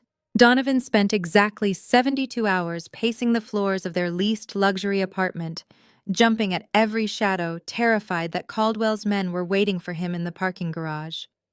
Sometime during the dead of the night on Sunday, while my sister slept soundly in her silk pajamas, Donovan made his final, cowardly executive decision. He packed a single black duffel bag with his most expensive tailored suits and his diamond Rolex. He logged into their joint banking portal and entirely drained whatever liquid cash was left from the fraudulent earnest money deposit. He did not leave a note. He did not kiss his wife goodbye. He just slipped out the back service elevator and vanished into the freezing Chicago night like an absolute ghost. Madison woke up on Monday morning to the harsh, unforgiving reality of a shattered kingdom. She reached across the premium mattress, expecting to find her brilliant entrepreneurial husband, only to feel cold, empty sheets. At first, her staggering arrogance probably protected her from the truth. She likely assumed he was at an early morning meeting securing some new miraculous cryptocurrency venture to save them. But then she walked into his closet and saw the missing luggage. She opened her banking application and watched the screen load a terrifying negative balance. Donovan had stripped their accounts bare. He had taken every single dollar, leaving her with absolutely zero liquid capital. The only thing he generously left behind was the sleek slate gray Porsche Panamera parked in their designated garage space. He left the car because it was not an asset. It was a massive, ticking financial time bomb attached to a six-figure auto loan that Madison had proudly co-signed. The psychological collapse of my sister must have been a sight to behold. Madison had spent her entire adult life believing she was vastly superior to me, simply because she knew how to manipulate our parents and pose for social media. She had built her entire identity around the facade of being a wealthy, successful venture capitalist's wife. Now she was sitting alone in a heavily mortgaged apartment, staring at a phone that was blowing up with aggressive collection calls. The luxury car dealership was the first to strike. Once the fraudulent nature of the $50,000 down payment was flagged by the bank, the financing contract immediately went into default. They demanded the vehicle be surrendered or paid in full immediately. Madison was suddenly personally liable for a car she could not even afford to put premium gas into. Her designer credit cards, the ones she had maxed out buying cashmere coats and staging her fake lifestyle, began issuing final notices. Her financial ruin was not a slow decline. It was an absolute vertical freefall. But the credit card debt and the impending repossession of her sports car were merely the opening acts of her destruction. The true devastating climax arrived at exactly 2 o'clock on Tuesday afternoon. I was sitting in my penthouse office reviewing quarterly projections when my attorney Miles sent me a brief, highly satisfying text message. The feds had officially moved in. Madison did not get a polite phone call from a debt collector this time. She got a sharp, aggressive knock on her apartment door. When she opened it, she did not find my parents standing there ready to bail her out. She found 3 stern-faced federal agents standing in her hallway holding up their badges. They did not care about her blonde highlights or her tears. They did not care that she was the golden child of a suburban family. They handed her a thick, terrifying stack of legal documents. It was a formal subpoena from the Federal Bureau of Investigation. The charges outlined in the federal document were catastrophic. She was officially named as a co-conspirator in an ongoing investigation for wire fraud, mortgage fraud, and the attempted laundering of illicit funds. The feds had the forged quitclaim deed with her name listed as the grantee. They had the digital footprint of the stolen earnest money flowing through her joint accounts. Because Donovan had fled state lines, Madison was left holding the entire bag. She was the only target left in the crosshairs of a very angry, very determined federal prosecutor. The flawless, perfect marriage she had continuously shoved in my face had completely evaporated, leaving her facing up to 20 years in a federal penitentiary. She had spent her entire life believing she was untouchable because my parents always shielded her from consequences. But Richard and Barbara could not shield her from the United States government. The protective bubble had burst, and Madison was entirely, terrifyingly alone. She tried to call me, of course. My phone registered 12 missed calls from her number in the span of an hour. When she realized I had blocked her, she flooded my corporate email inbox with frantic, hysterical messages. She begged me to call my legal team off, She pleaded with me to pay the loan sharks to pay off the Porsche to hire her a criminal defense attorney. She wrote that we were sisters and that blood was supposed to mean something. I read her emails with the same cold detachment I applied to a failing real estate market. She had forgotten that just a few days ago she had shoved a legal waiver in my face, mocked my career, and proudly declared that I would always be a failure in our parents' eyes. She had gleefully tried to steal a $415,000 house from me to fund her superficial, fraudulent lifestyle. I did not reply to her desperate pleas. I simply forwarded the entire thread of her emails to Miles and instructed him to add them to our existing evidence file. She was drowning in the exact ocean of greed she had created, and I was perfectly content to stand safely on the shore and watch her sink. The collapse of a suburban dynasty does not happen in slow motion. When the federal government and organized crime simultaneously demand payment, financial ruin occurs with terrifying velocity. Caldwell and his syndicate did not care that Donovan had vanished into the wind. They cared that Richard and Barbara had actively signed the fraudulent deed used to secure the stolen earnest money.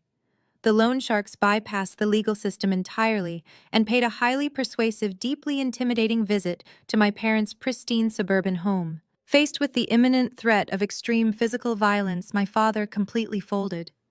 He drained his entire retirement portfolio to pay back the $50,000 plus a staggering extortion fee for the inconvenience. But Caldwell was only the first predator at the door. Madison's federal indictment required an immediate massive retainer for a specialized criminal defense attorney. To keep their golden child out of a federal penitentiary, my parents had to liquidate absolutely everything. They put their massive, beautifully decorated house on the market in a desperate, deeply humiliating fire sale. They sold their designer furniture, their country club memberships, and my mother's jewelry. In less than 3 weeks, 30 years of carefully curated, arrogant wealth was reduced to a stack of legal bills and cardboard boxes. They were completely broke, socially exiled, and entirely homeless. I was sitting at the kitchen island of the lake house on a quiet Tuesday afternoon. I had driven down to conduct a final walkthrough with my architectural team to prepare the property for a legitimate sale. I was reviewing the staging portfolio when the external security cameras chimed softly on my tablet. I watched the high-definition feed as a beat-up, heavily dented rental sedan slowly crunched up the gravel driveway. It was a jarring contrast to the luxury vehicles that usually occupied my properties. The car doors opened and Richard and Barbara stepped out into the cold afternoon air. They looked completely unrecognizable. The arrogant, wealthy patriarch and the judgmental, impeccably dressed matriarch were entirely gone. They looked aged, exhausted, and utterly defeated.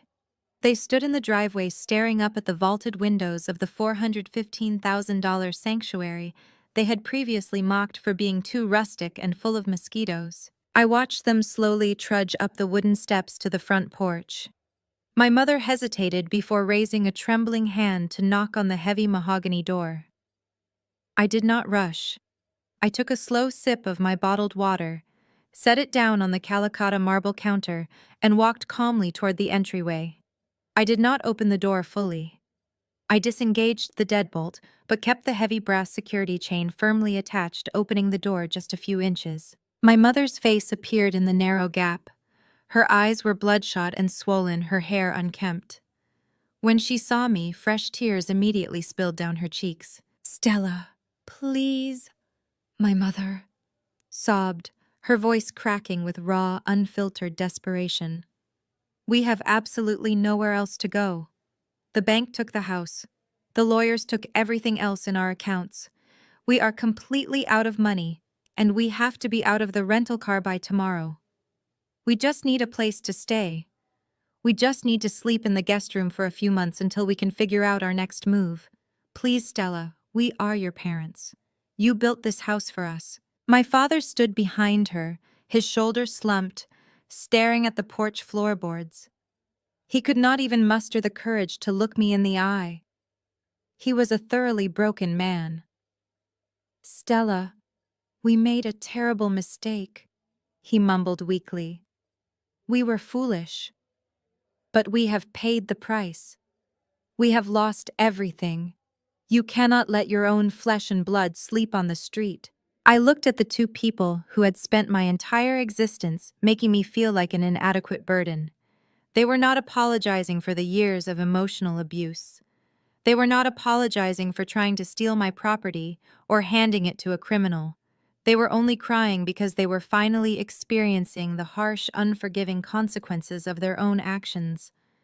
They were coming to the daughter they despised, begging to live in the house they had tried to tear down. I reached into the pocket of my tailored blazer and pulled out a crisp, folded legal document.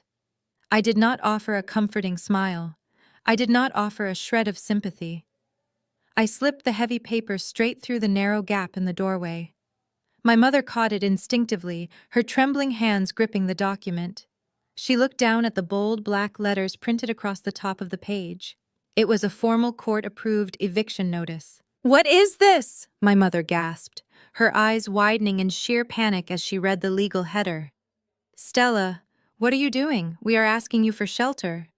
"I am giving you the final legal update regarding your tenancy," I replied, my voice echoing with the cold, absolute authority of a judge delivering a sentence. "When I built this house, I granted you a life estate. That legal protection gave you the right to live here safely and securely for the rest of your natural lives. But that protection came with one non-negotiable covenant. You were strictly prohibited from attempting to sell leverage or alter the title of the property." I leaned slightly closer to the gap in the door, making sure they heard every single syllable of their destruction. "The moment you signed that forged quitclaim deed, the moment you actively attempted to sell this asset to fund Donovan's fraud, you violated the foundational terms of the life estate. Under state property law, your malicious attempt to convey the title resulted in the immediate automatic forfeiture of your residency rights. Your tenancy was legally terminated the second you put your pen to that fraudulent paper." My father's head snapped up, his eyes wide with horrified realization. "Stella, you cannot do this," he pleaded, stepping toward the door. "We have nothing left. We are destitute. You did this to yourselves," I stated, staring right through him. "You chose Madison's greed over my generosity. You chose a fake cryptocurrency scam over a guaranteed debt-free retirement home. You gambled your entire future on the belief that I was weak enough to let you steal from me. You lost the bet." My mother pressed her hands against the doorframe, sobbing hysterically. "You are a monster, Stella. You are a cold, heartless monster. How can you sleep at night knowing your parents are homeless?" "I sleep exceptionally well, Mom," I replied softly. "I sleep in the absolute peace of knowing that I will never allow anyone to use my family title as a weapon against me ever again. You are not my parents anymore. You are just trespassers on private corporate property. You have exactly 10 minutes to remove yourselves from this driveway before I call the local authorities and have you arrested for criminal trespassing." I stepped back, pulled the door completely shut, and threw the heavy deadbolt into place with a loud, echoing crack. I stood in the quiet foyer listening to my mother wailing on the other side of the thick mahogany wood. Her cries were muffled, distant, and entirely powerless. For 34 years, their voices had dictated my worth, demanding my submission and punishing my independence. Now they were just pathetic noise fading into the background of my beautiful, silent house. I walked away from the door, feeling an overwhelming, brilliant wave of total liberation wash over my soul. The toxic, suffocating chain of my bloodline was permanently severed. I was completely free. 6 months have passed since the afternoon I closed the heavy mahogany door of the lake house and permanently severed the toxic, suffocating chain of my biological family. The passage of time has only solidified the absolute brilliance of my strategic legal decisions. The lake house, the $415,000 custom property that I originally built as a desperate plea for parental validation, stood entirely empty for only a few short weeks. I had my architectural team go back in, clean up the minor disruptions, and prepare the property for the open market. I did not keep the house. Keeping it would have meant holding on to a physical monument dedicated to my own childhood trauma. As the president of a luxury real estate investment fund, I do not hold on to emotionally compromised assets. I liquidate them. I capture the profit and I move forward without a single glance over my shoulder. I listed the property privately, leveraging my vast corporate network in Chicago to find the perfect buyer. Because the architectural design was flawless and the waterfront location was highly coveted, it sparked an immediate aggressive bidding war. I sold the lake house in a pure cash transaction for exactly $500,000. But the most profoundly satisfying aspect of the sale was not the massive profit margin I secured. It was the people who bought it. The buyers were a sweet retired couple. They were both former public school teachers who had diligently saved their entire lives for a quiet, peaceful sanctuary by the water. When I handed them the keys during the closing ceremony, the wife actually cried tears of genuine, overwhelming joy. She hugged me tightly, thanking me for the beautiful craftsmanship and the careful attention to detail. She absolutely loved the panoramic glass windows. She loved the quiet, rustic isolation of the property. She deeply appreciated every single feature that my greedy, arrogant mother had sneered at. Watching that beautiful house pass into the hands of people who possessed actual, authentic gratitude was the final cleansing act I needed to completely wash my hands of my family. I did not absorb that $85,000 profit into my own personal banking accounts, nor did I return the original principal to my corporate fund. That money was originally earmarked to support a family. Since I no longer had one, I decided to build an entirely different kind of legacy. I took the entire $500,000 net payout from the lake house sale and injected it directly into a newly established philanthropic arm of my corporation. I created a comprehensive, fully funded scholarship and mentorship program exclusively designed to support young, ambitious women entering the commercial real estate and investment sectors. I wanted to actively find the girls who were exactly like I used to be. I wanted to find the young women who were working 3 exhausting jobs just to pay for their college textbooks. The girls whose families constantly told them their dreams were too masculine, too difficult, or entirely out of reach. I wanted to elevate the daughters who were constantly overshadowed, ignored, and undervalued by their own toxic, narcissistic parents. I built a massive financial safety net for them, ensuring that they would never have to beg for basic human respect or compromise their brilliant potential just to survive. Now I am standing right in the center of my downtown Chicago penthouse. The evening sky is painting the sprawling city in vibrant, breathtaking shades of bruised purple and brilliant gold. I am holding a crystal glass of incredibly expensive, perfectly chilled white wine. The high-rise windows stretch from the polished concrete floor all the way up to the soaring ceiling, offering an unobstructed, commanding view of the financial empire I have successfully conquered. The silence inside my apartment is absolute perfection. My phone does not ring with frantic, manipulative demands for emergency cash. My email inbox is completely devoid of my sister's toxic, arrogant entitlement. My bank accounts are heavily fortified, my corporate standing is unassailable, and my mental peace is entirely unbroken.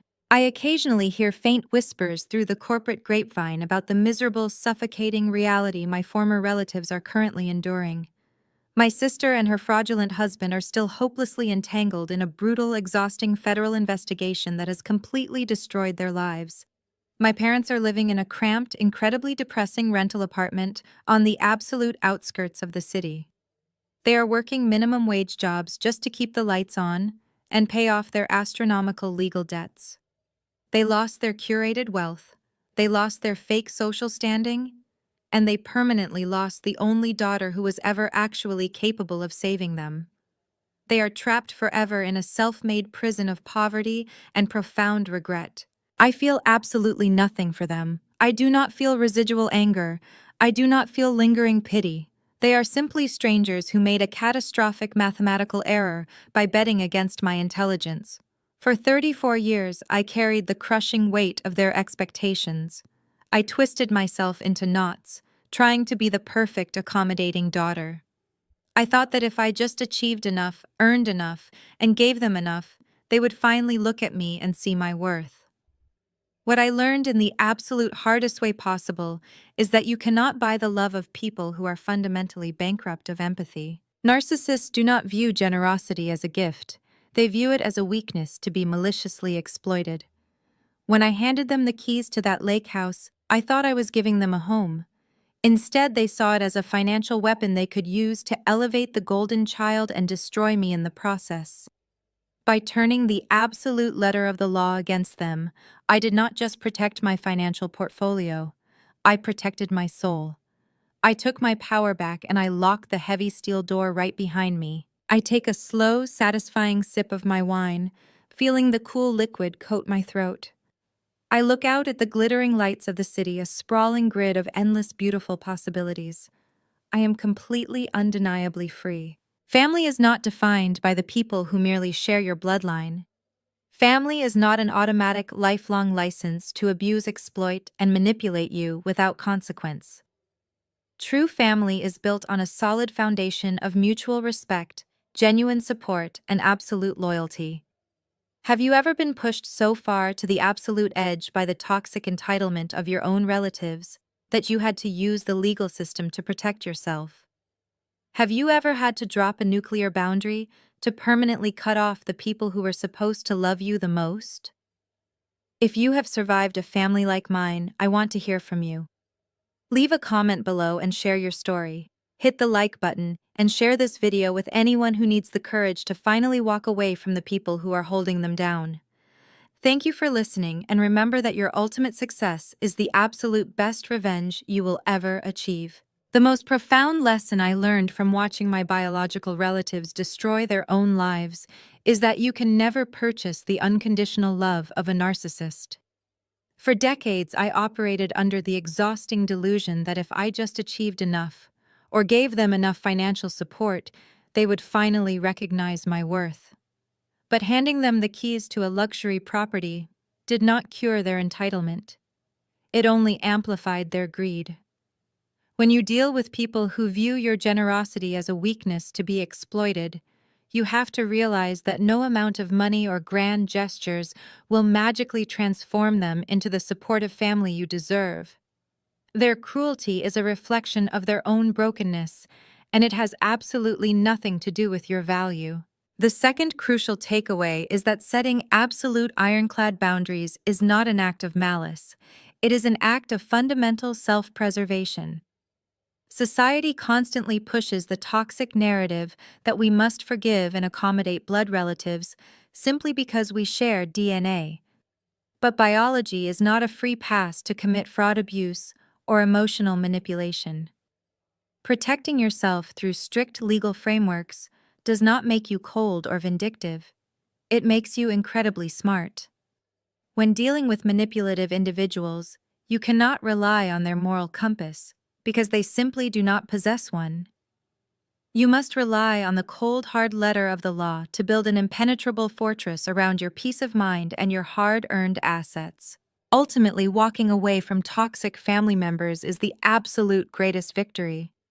You do not win by screaming or begging for their understanding. You win by cutting the cord, letting them face the natural consequences of their own actions, and redirecting your energy toward people who actually celebrate your success. True family is a choice built on mutual respect and unwavering loyalty. Have you ever had to walk away from toxic relatives to protect your own peace? And what was the defining turning point for you? Please let me know in the comments below.